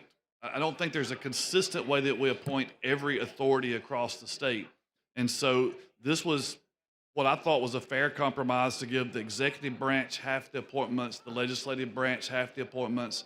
Within the legislative branch, half to the House, half to the Senate, and then the governor serves also. Okay. Okay, I maybe something just don't seem quite right about it, because you know the history of the intent of where this originally was coming from. Your intent may be something totally different. You mentioned some people are serving without being confirmed. Why are they not? Are the names not going to the governor's office? I mean, she confirmed. No, the Senate confirmed people all the time. I think the Senate confirms. I'm not sure why. Okay, so they're not going. So what's the process of getting appointed? Because I know that they have a process, and they will go through like the appointment secretary office. You know, it's a process, and then the governor will make some sort of selection, and those names will go to the Senate. What's the breakdown? Like, why people are not getting appointed? I'm not sure. Okay, all right, that's fair. All right, thank you, man. Okay.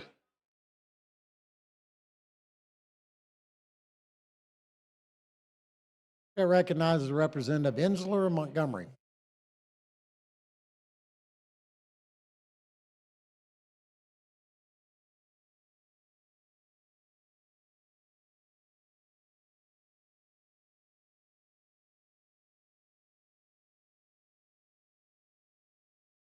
Thank you, Mr. Speaker. Will the gentleman yield? Sure.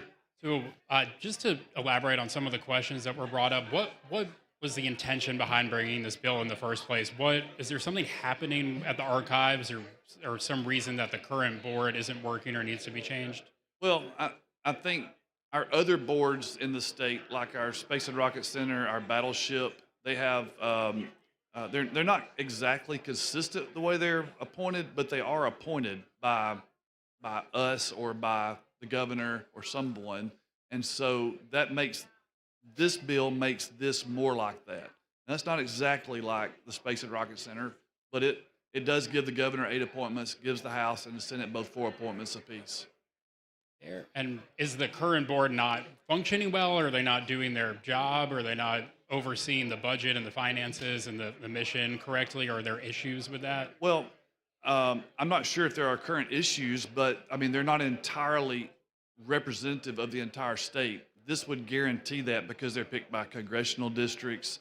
There's language in here that guarantees that they're representative of racial, geographic, male or female, and so forth, all those makeups. And so this guarantees that.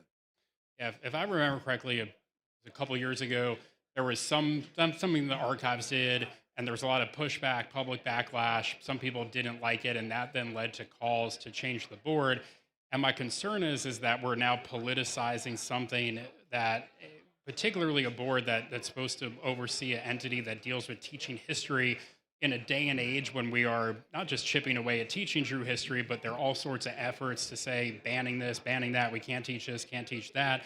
So when you now politicize a board, it seems that the intent is to want to have the archives only tell certain history and not others. So the connection between, a few years ago, all this public backlash because there was one exhibit or one event that happened, and now all of a sudden we're having this reaction, seems like not only an overreaction, but it is politicizing something that shouldn't be political. The Department of Archives should be there to teach true, objective history of all people in this state. And this just seems unnecessary to go about doing that. And if every time an entity does something we don't like and say, well, let's change the board, let's have political appointments, I'm just afraid that's a very slippery slope.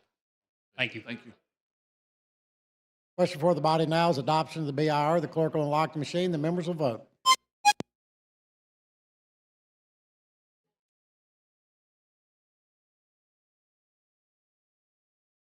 Have all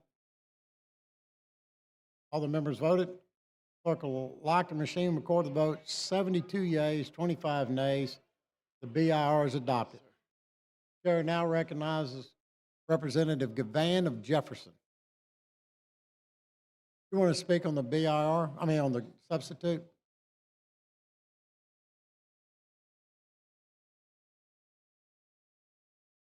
Carrie.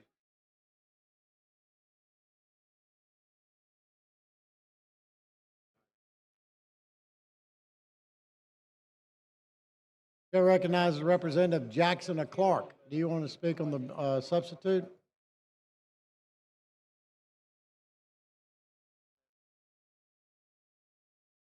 All right. All right, let's go ahead. Move passes the sub. The question for the body is adoption of the substitute. Clerk will unlock the machine. The members will vote.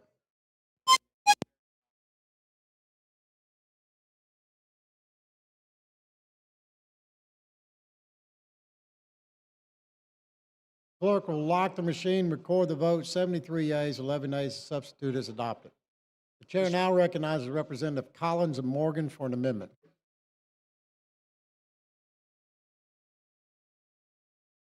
Thank you for the recognition, Mr. Speaker. I have an amendment, and I appreciate you being willing to listen to me and talk to me about this. Most of the times when we change boards and we do things like that, we don't use a retroactive type thing. Sure. And all this amendment does is take out the retroactive language. Sure. It's and a friendly it just amendment. moves forward. Mr. Jackson, would you like to speak on the amendment?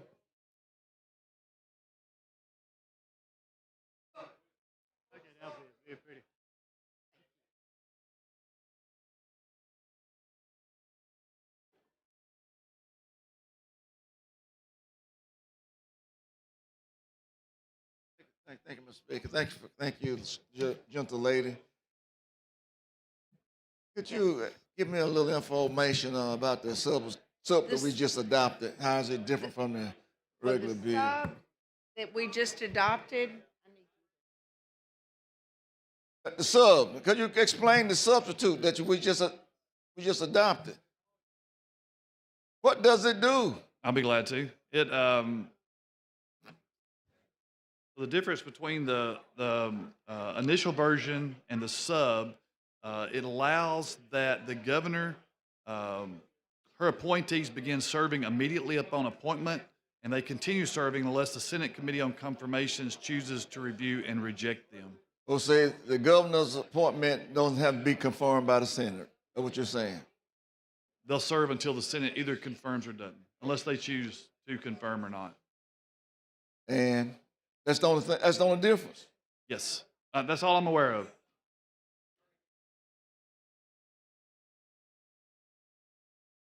Something fishy here. I can't swim to it, but I don't. It's something I can't get my spirit up right on this.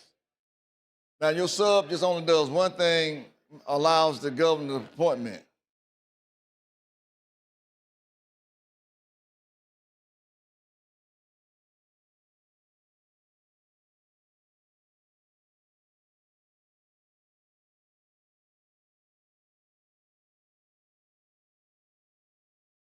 All right, thank you. And your amendment it takes out the retroactive out of the old. Now Yes, we sir. adopted the sub. Now that means it's different from the original bill. No, it's an amendment to the substitute bill. Okay, so that was still in the amendment. Thank you for the clarification. Thank you so much. Ms. Gavan. I recognize Representative Gavan of Jefferson.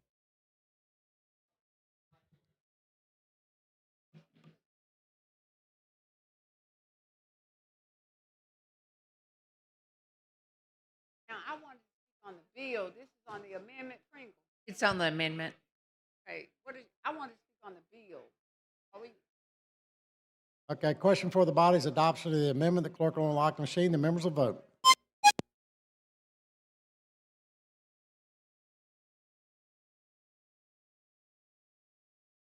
Clerk will lock the machine, Thank record you, the vote. Representative 100 Keel. yeas, 1 nay. The amendment is adopted. Now the chair recognizes Representative Gavan of Jefferson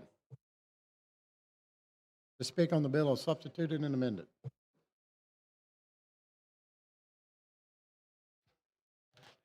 Keel, what is this bill? How many members are on the board now?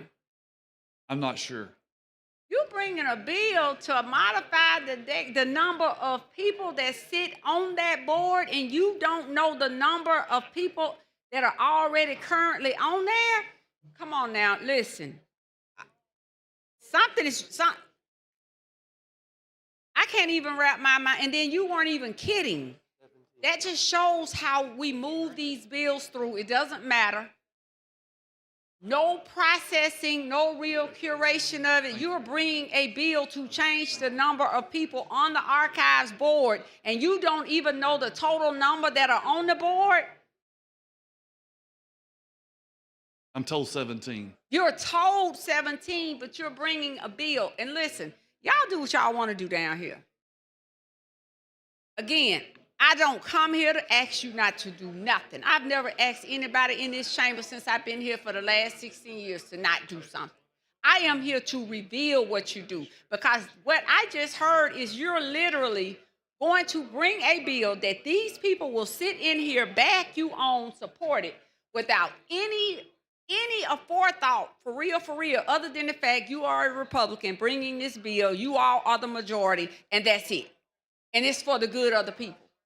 That is really, really scary. Let me tell you the truest story that I heard in this chamber since I've been here, and it actually came from a Republican.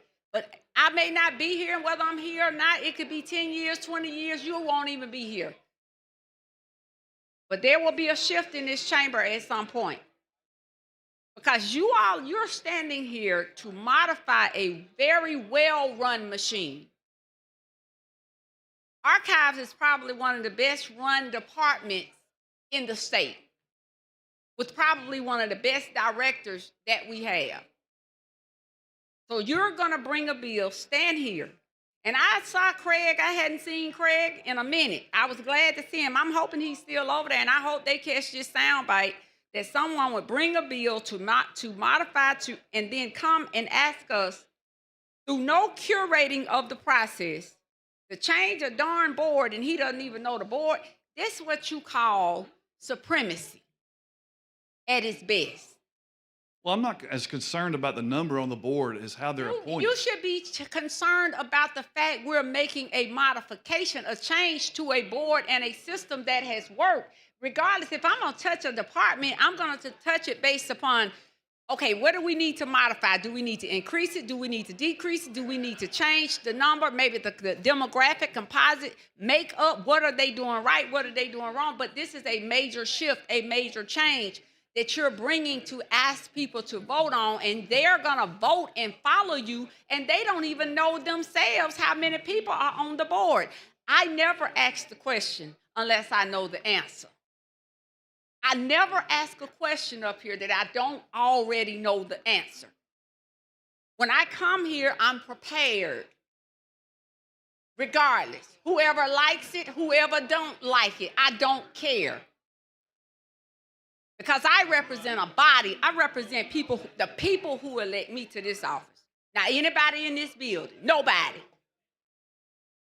And I like to speak the truth and truth to power about what we're doing down here. But to ask someone to vote on something, and then when you get in your district and somebody ask the question, what is this about? You can't even answer the question. It was a reporter the other day just said that. She said, do they ever stop talking in there? Are they listening? I said, no, they're not.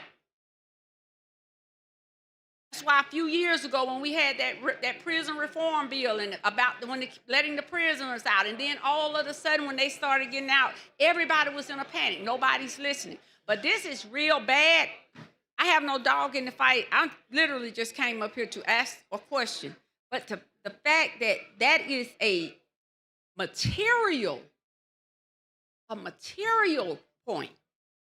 And people would support that and don't even know the dynamics. They don't know the makeup of the department. They don't know the dynamics. And for whatever reason, you're bringing a bill, and whatever it is, it's probably personal. It's all of this stuff that y'all, this is crazy.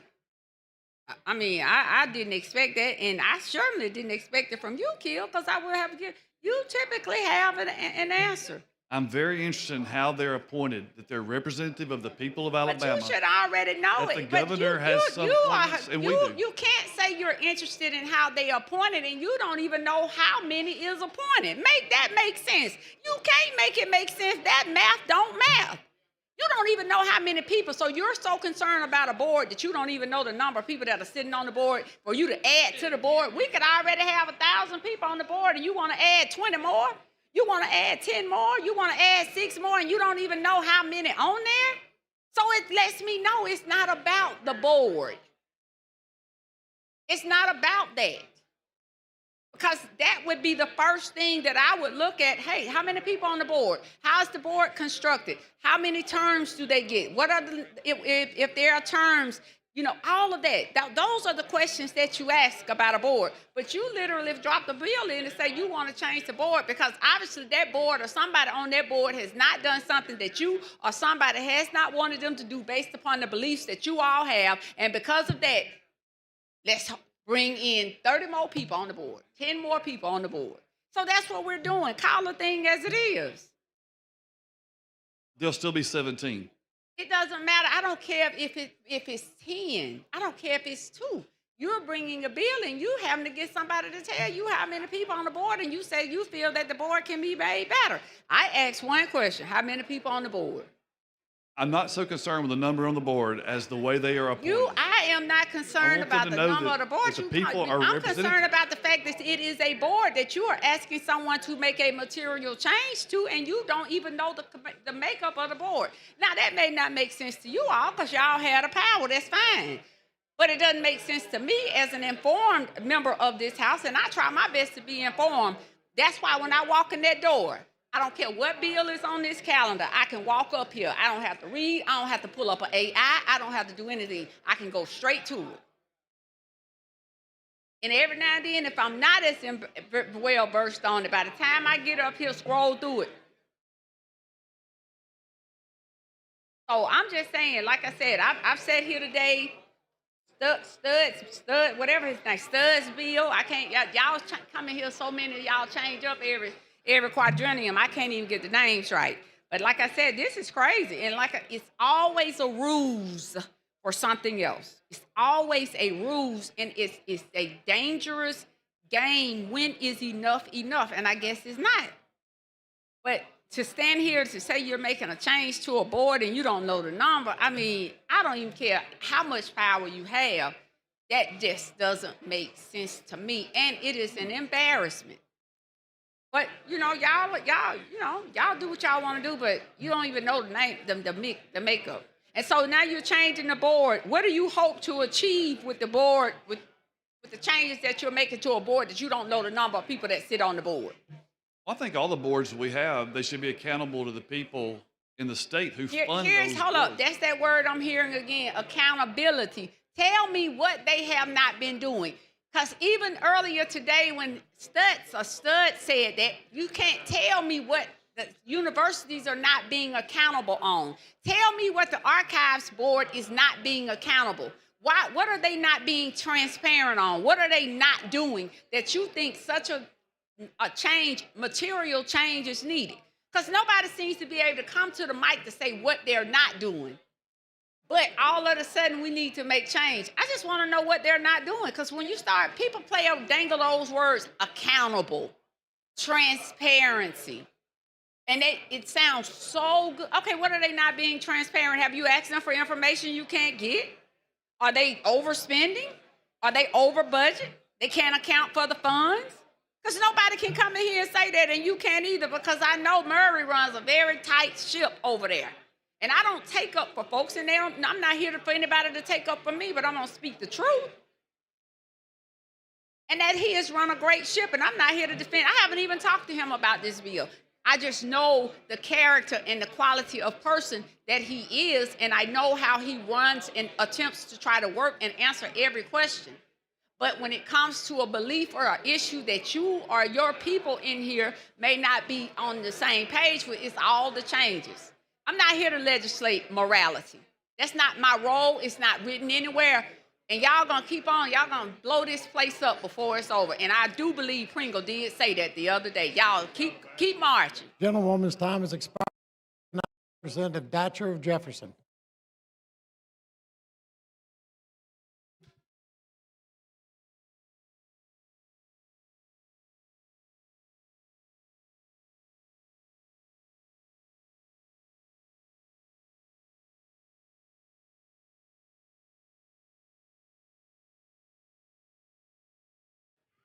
Thank you for the recognition of great and wonderful Oz. Great to see you, Gil. Would the gentleman yield? Yes, sir. My only issue is I just have a problem with at-will firings of board members. It's just a thing for me because, I'm newly as elected, but I would expect that some of my people who voted for me at some point to disagree with me on one or two things that I do, right? I wouldn't want them to judge me as a body overall based upon one or two decisions that I make. How do we get there where, one single decision can lead to an immediate firing for someone that they don't get to fulfill a term that we ask them to fulfill?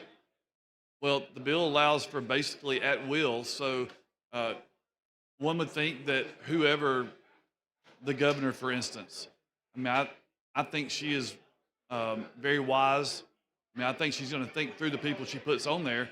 I think the same would be true if she took somebody off, or whoever the governor is. I think they would, be very considerate of what is going on the board. Yeah. I think the speaker's the same way. The pro tem would be the same way. The speaker, all right. He's been pretty good, right?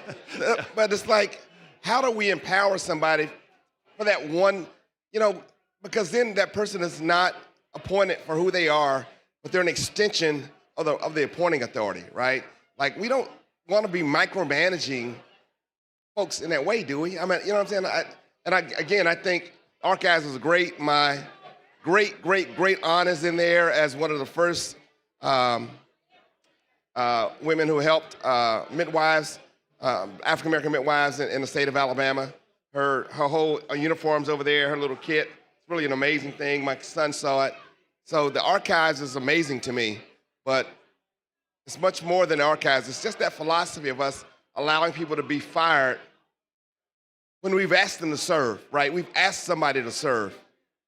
And we don't give them the latitude to make decisions based upon whatever qualifications we've judged them on. You know what I'm saying?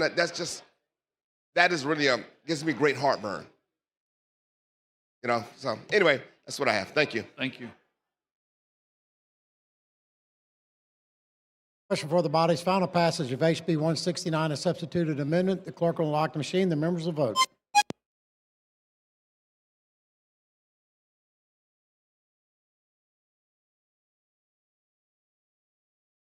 Have all the members voted? Clerk will lock the machine, record the vote. 61 yeas, 35 nays, and HB 169 passes. Clerk, call the next bill in the Thank you, Mr. special order Speaker. calendar. On page 90 of the calendar, House Bill number 404 with substitute by Representative Rafferty relating to Class 1 municipalities. Chair recognizes Representative Rafferty of Jefferson. Thank you for the recognition.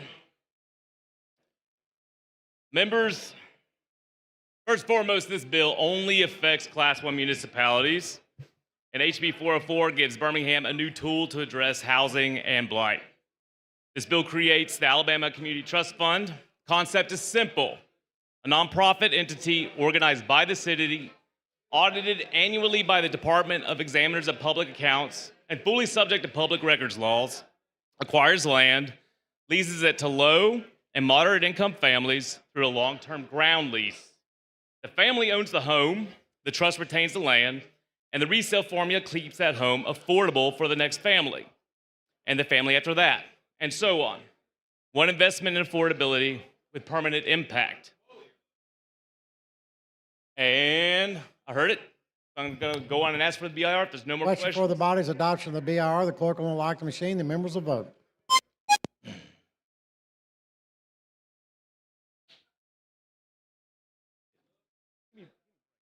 Have all the members voted?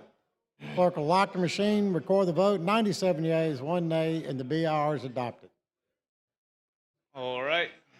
There is a committee sub on this bill. Please explain the sub. So what the committee sub did is it clarified some language with the trial lawyers. It also worked with a HUD lawyer as well as the realtors to make some other language and adjustments in there to ensure that we remained competitive for other funding opportunities to fund this community land trust. Question for the body's adoption of the substitute. The clerk will unlock the machine. The members will vote.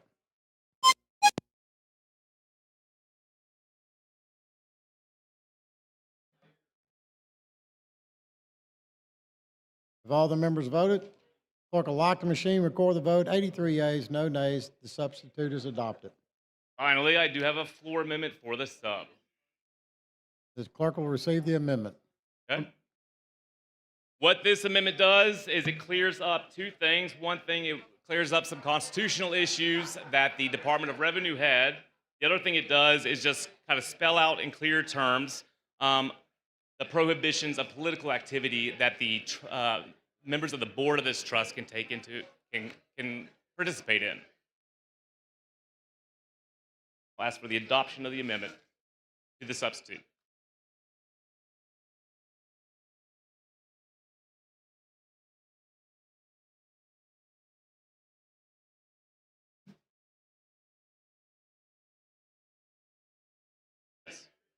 Motion to adopt the amendment as substituted. Representative Van, you want to speak on the amendment of the bill? Bill? Okay. Question for the body's adoption of the amendment. Clerk will unlock the machine. The members will vote.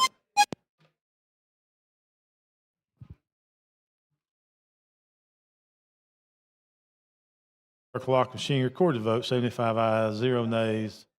The amendment has passed. Representative Rafferty. All right. I know we have somebody that does have some questions, but I would like to go on and ask for final passage as substituted and amended. Chair recognizes the lady from Jefferson, Representative Van.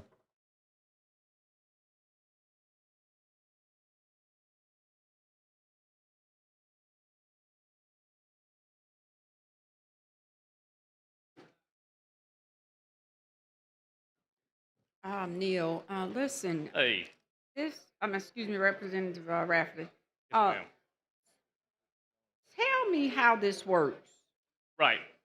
So what it is that we would, not me, the city of Birmingham would be appointing folks, a 7-member board of directors to this board.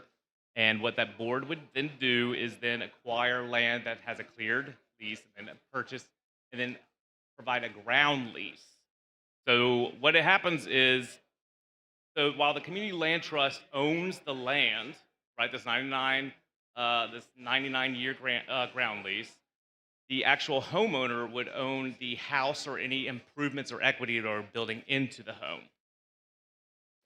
So my question to you then is, how does this correlate just to land banking? Help me understand that part. So, I mean, I can't answer your question about land banking, but I can answer your question about what the trust does. I thought you carried the land banking bill a few years ago. I have before, yes. But So that's why there's been a lot of changes that have had to happen with that bill, is my understanding as well. So, and I guess that's what I'm trying to get to, because I remember some years ago, and I've received a couple of calls on this, when we brought the land bank bill, and that was supposed to have been become the Holy Grail. Am I right or wrong? Am I right or wrong? 'Cause You are right. okay, Yeah. I just want to be clear, because I don't want the report to come back that I could care less about how the report come back anyway, number one. But they keep trying it. So that was supposed to be the Holy Grail. This was going to resolve the city's problems. Da da da da da da da da. So now we get here, and I know we made a few tweaks, and we've made a couple tweaks over the last few years since you got the bill passed. Right. Do we know how many houses were actually went through the land bank process from that particular bill to get to here? Because this is the reason I'm asking. I'm just trying to get to, what are we getting to? We create the board, the land banking, the authority. I understand how all of that works. Then what? So is this in hopes of being able to demolish, tear down quicker, clean the land off, acquire the lots? That's what I'm trying to get to, and that is what the general public doesn't understand. So I think, and other than just a press conference to make it look good, people really don't know what it really means. What it really means, right? So it's a complicated, dense bill. I'm not gonna get away, or try to say it's not. But I can say this: that the idea is not new, right? So these community land trusts, which is distinct from a land bank, have operated successfully across the country for decades. Okay. They attract private financing, they leverage federal housing programs, and reduce dependence on recurring public subsidy. And this bill contains strong accountability provisions as well, competitive selection processes, annual public reporting, and an independent audit, because transparency does matter, and so does the public trust, particularly when the public trust is involved. What does this do to help speed up? Sorry? What does this do to help speed up the process in correlation to, because it all should work together, the land banking and this. So what does this do to speed up the process? Because I would think that this would be a piece of legislation that's going to help in furtherance of a lot of the loopholes, the timing, because that's been one of the biggest complaints from those dealing with the land bank. Of course, most of that goes through circuit court. Many times a guardian ad litem, a judge appoints for the property, different, all of that stuff. And then at some point, a ruling is made, yada, yada, yada. It's all combination of all of it. So I'm still trying to see how this speeds up the process So houses and the dilapidation and the demolition and all of that stuff therein moves faster. That's what I'm trying Moves to get faster. So to answer your question, I think this largely is looking at kind of already vacant properties that have already been kind of cleared through other process, correct? And then my understanding is then the land trust would go on and purchase the land as this nonprofit entity would go on and purchase the land. The land would then be considered a ground lease for 99 years. Build initial structure on top of it that could then be sold to a family where they would own the home, right? If they're qualified leasee, right? If by the home they can build equity into the home, have something that they're investing into it, and then also then sell it and kind of generate that generational wealth. Okay, again, I was just trying to, for the edification of my own understanding. I understand. Yes, ma'am. Trying to get some clarity because these Right. have been the questions that have been asked of me. And again, I know those those press conferences and all the PR that surrounds a lot of this stuff is Right. to give folks the belief that, certain things are actually happening and they've solved the world's problems. I go back to the land banking. I go back to the amendments to it. So now we are here. But I don't want to point fingers because, you can't point fingers or ask questions around here. So we know how pointing fingers goes, but, I have this one to point with, that one to point with, this one to point with, this one, and this one. So, and if I need the toes, I'm 10 toes down on the business. So I'm Yes, going to ma'am. keep pointing and keep asking and keep asking. Trust me. So with that being said, I'm just trying to get that understanding because, again, there will be another something that will come, and I'm just thinking and hoping that this was something to move a process faster Right. to get whatever, with regards to revitalization and all that. Right. So, I mean, I can say that one large difference between this and the land bank is that this is a separate board. There's some things that where the property, the structural property that's on the leased ground. Who creates the board? Does belong to it. So the board is 7 members. That is on. You have the bill in front of you? No, I I can don't. give it to you if you need it. No, I don't. Okay. It's on pages 6 through 8.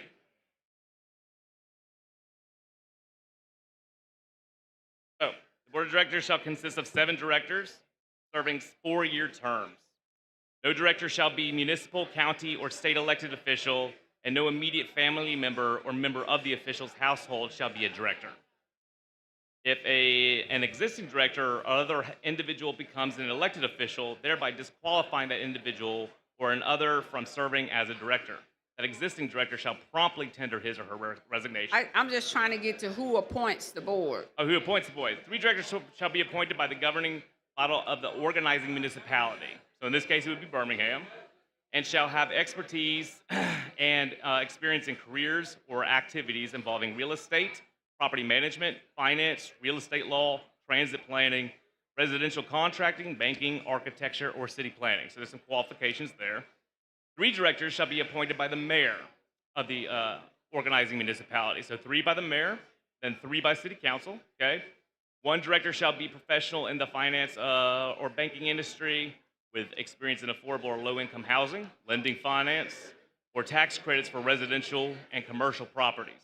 And then 1 director shall be registered architect, landscape architect, or city planner with experience in long-range planning and neighborhood community master planning. 1 director shall be specialist in housing-related activities with experience in developing affordable housing for low-income and moderate-income families. Then 1 director who meets the requirements of subdivision 1 of this section shall be appointed by the board of directors of the Alabama Housing Finance Authority. The appointed director shall be a member of that board. And then it follows with some more qualifications, that the diversity language. I just hope that this bill moves toward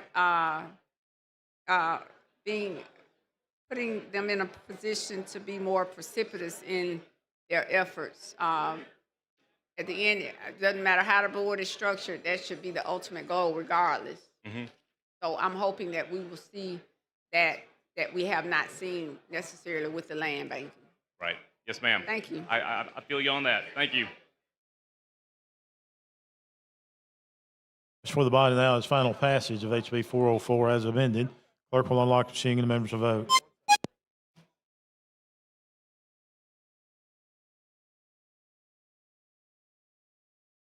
Clerk will lock the machine, record the vote. 78 yeas, 0 nays.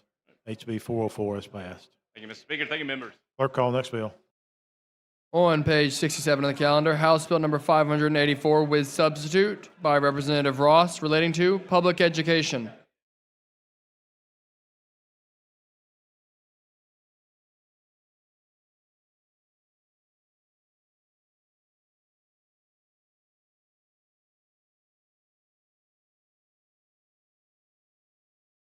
Thank you, Mr. Speaker. HB 584 will require the State Board of Education to establish standards for screen-based instruction in kindergarten through 12th grade, to create the Instructional Technology Task Force within the State Department of Education, and require the standards to reflect the recommendations of the task force and provide for certain exceptions from the prohibitions on screen use. There is a committee substitute. Question for the body is adoption of the BIR. Clerk will unlock the machine and the members will vote.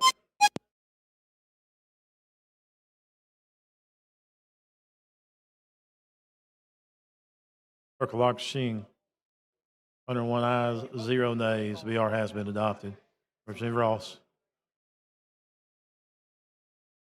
So the committee substitute, there were a few specific changes. The one change is that was changed from 5th grade to 12th grade. And the students, it further defined the 20-20-20 rule, which is how their eyes should have time to rest between extended periods of time that they're on a screen. There were some changes to the composition of the Instructional Technology Task Force to include adolescent specialist, additional principal in middle school, 4 classroom teachers, and a superintendent.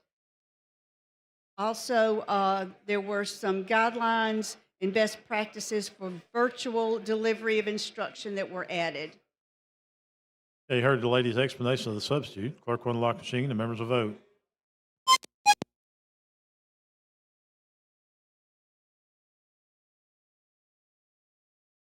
Clerk will lock the machine, record the vote. 99 ayes, 0 nays. Substitute has been adopted. Representative Ross. I'm expecting a floor amendment. Chair recognizes the lady from Morgan. Chairwoman Collins.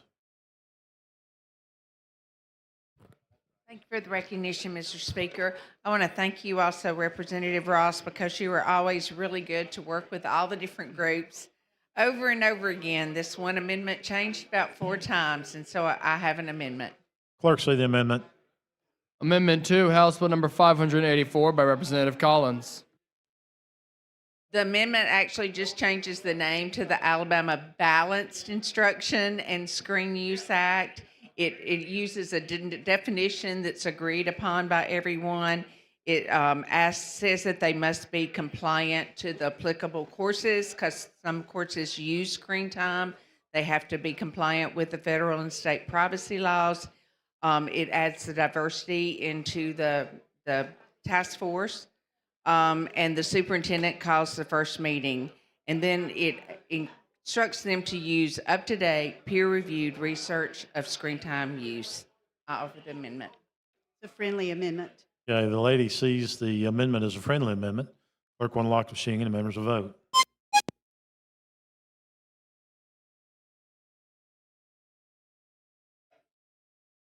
Clerk will lock the machine, record the vote. 98 ayes, 0 nays. Floor amendment has been adopted. Thank you, Mr. Speaker. Thanks, the lady. With no other questions, I ask for final passage. That is the question's final passage of House Bill 584 as amended. Clerk will unlock the machine and the members will vote.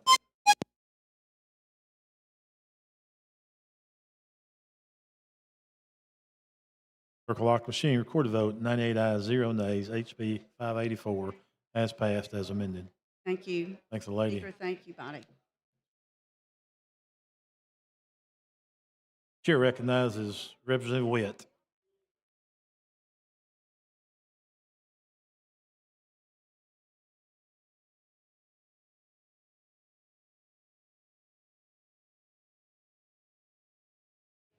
Thank you for the recognition, Mr. Speaker. Mr. Speaker, I move that we reconsider SB 346. All those in favor say aye. Thank you. This was a local gaming bill that should have came through Economic Development and Tourism that was passed earlier. So I am asking that we move to re-refer that SB 346 to Economic Development and Tourism. All those in favor say aye. Any opposed? Thank you, Mr. Chair. Oh, wait a minute, okay. Thank you. Wait a minute. We got a couple of questions, so let's get to the question. Chair recognizes the gentleman from Mobile, Representative Bracy. Thank you, Mr. Speaker. I'd like to know, why are we moving to reconsider? This is a local Mobile County bill dealing with our local dog track, pari-mutuel. And I'm just kind of wondering exactly what are we doing? Because we're moving fast and we're doing voice votes. This vote came out of our local committee where it was assigned, Mobile County, and I hadn't seen this done before, and I'm just wondering what exactly are we doing? So this bill should have been assigned to Economic Development and Tourism, Rule 39. Here it is. It says, any bill providing for or dealing with pari-mutuel betting, gambling, or games of chance, any bill providing on or dealing with an environmental issue, and any bill providing for or dealing with inter-county annexation shall be treated as a general bill. Further, a local bill creating a new pari-mutuel betting or gambling facility or affecting the existing facility shall first be assigned to the appropriate local legislation committee, and if receiving a favorable report from that committee shall then be assigned to the appropriate standing committee, which is Economic Development and Tourism, which is where all gaming-related bills go to. Okay. So Rule 39 is that, and it should have came to my committee, and it was passed earlier on. I have moved, Mr. Speaker, to re-refer that to Economic Development and Tourism. Okay, thank you. Thank you for that explanation. I asked for a ruling from the clerk. Can you help to make sure that, can you explain how did we get to this point? Is this new? Yes, okay. Mr. Speaker, is it okay if we have a ruling from the clerk?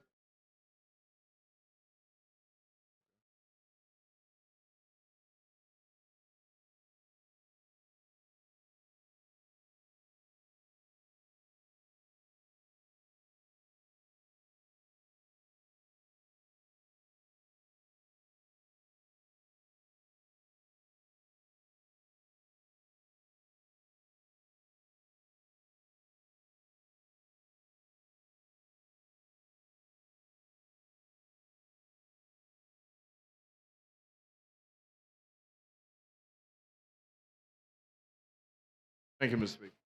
Thank you, gentlemen.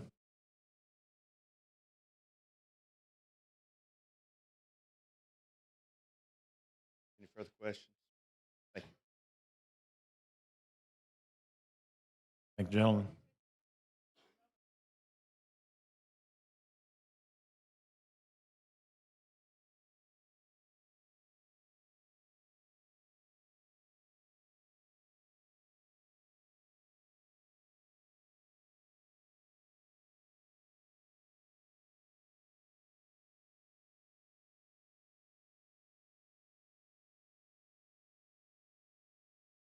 Mr. Clerk, let's pull House Bill 303 out of the basket, please.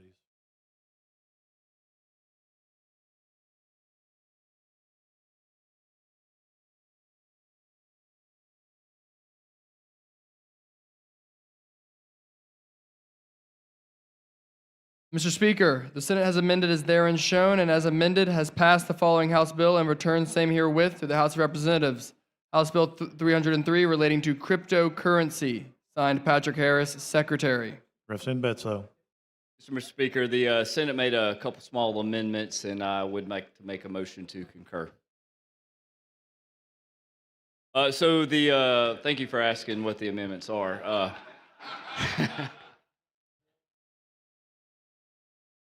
That made me laugh a little bit too. So the amendments actually, one of them changed some wording back to the way we had it here in the House. So it actually just on the floor got it back to where we passed it out of the House originally. And the other had to do with a clause in there that talked about victims and when they had to report being victims of fraud that dealt with cryptocurrency ATMs. The bar actually was a little bit too high, and so I'm very happy with the change because now the wording is that a victim of fraud related to cryptocurrency ATMs simply has to make a report to law enforcement or the Alabama Securities Commission in order to show proof that they were a victim to get a refund for the crime. So it actually lowered the bar, made it more friendly for victims in our state. Okay, you heard the gentleman's explanation. He wishes to concur. Clerk will unlock the machine and the members will vote.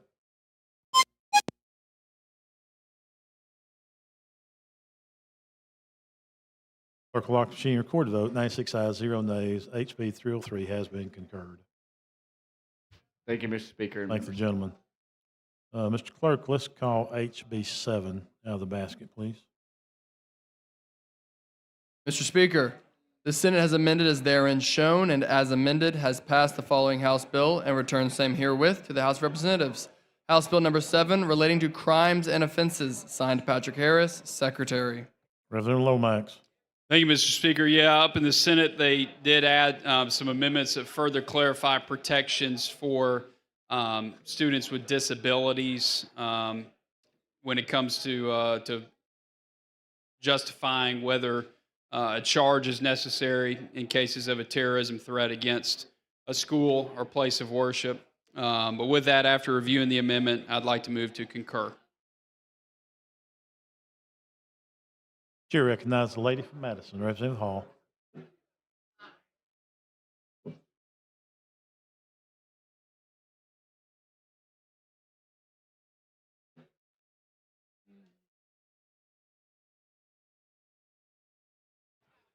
Help me with this. Thank you, Mr. Speaker. This one was dealing with what exactly? I was preoccupied as you started. So Yeah, it's defining credible threats towards a school or a place of worship. Okay. You know, if a student makes a threat towards their school, it would have come with a mandatory suspension. It would have removed them, and it would have made the principal report that student to the local authorities Right. as well. This amendment added additional protection for students that may have disabilities to make sure that suspension was not instituted until they reviewed whether they had the disability or not on record. And you mentioned something else, disability place of, I missed the last. The place of worship as well is covered under so our you're bill. saying even the Mhm. individual with disability would apply in a place of worship as well? Yeah, we covered the same protections for terrorist threats. We included places of worship as well. Thank you. Gentleman wishes to concur. Clerk will unlock the machine and the members vote.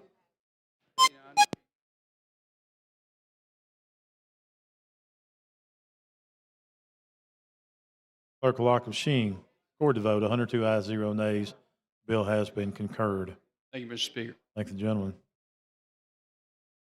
Mr. Clerk, let's call HB 337 out of the basket, please. Mr. Speaker, the Senate has amended as therein shown and as amended has passed the following House bill and returned same herewith to the House of Representatives. House Bill number 337 relating to the Constitution of Alabama, signed Patrick Harris, Secretary. Chairman Witt. Hey, Mr. Speaker, they did make a minor change regarding some language on some of the larger sewers there in Madison County, so I concur with the change. Okay, you heard the gentleman's explanation of the change. He wishes to concur. Clerk will unlock the machine and the members will vote.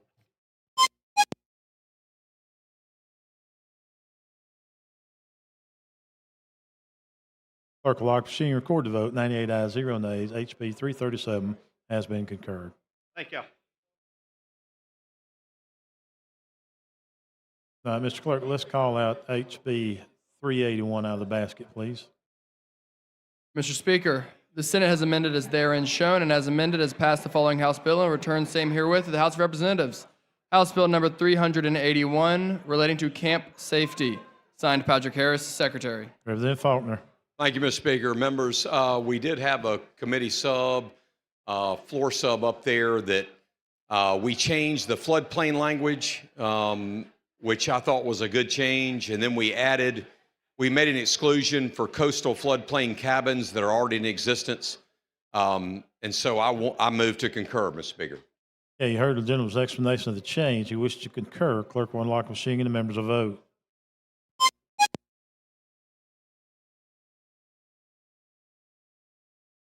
Clerk will lock the machine, record the vote. 103 ayes, 0 nays. HB 381 has been concurred. Thank you, Mr. Speaker. Thank you, members. Thanks, the gentleman. Chair recognizes the gentleman from Mobile, Pro Tem Pringle. Thank you, Mr. Speaker. Remember, ladies and gentlemen, we will meet promptly at 9:30 a.m. in the old Capitol House chamber. This is your opportunity to have served in the old Capitol. We will be casting a vote. Wear the pin given to you by the clerk's office for entrance into the Capitol, and I might suggest you bring your legislative ID because those guards do not recognize us. With that, I move the House stand in adjournment. All those in favor say aye. Any opposed? We are adjourned.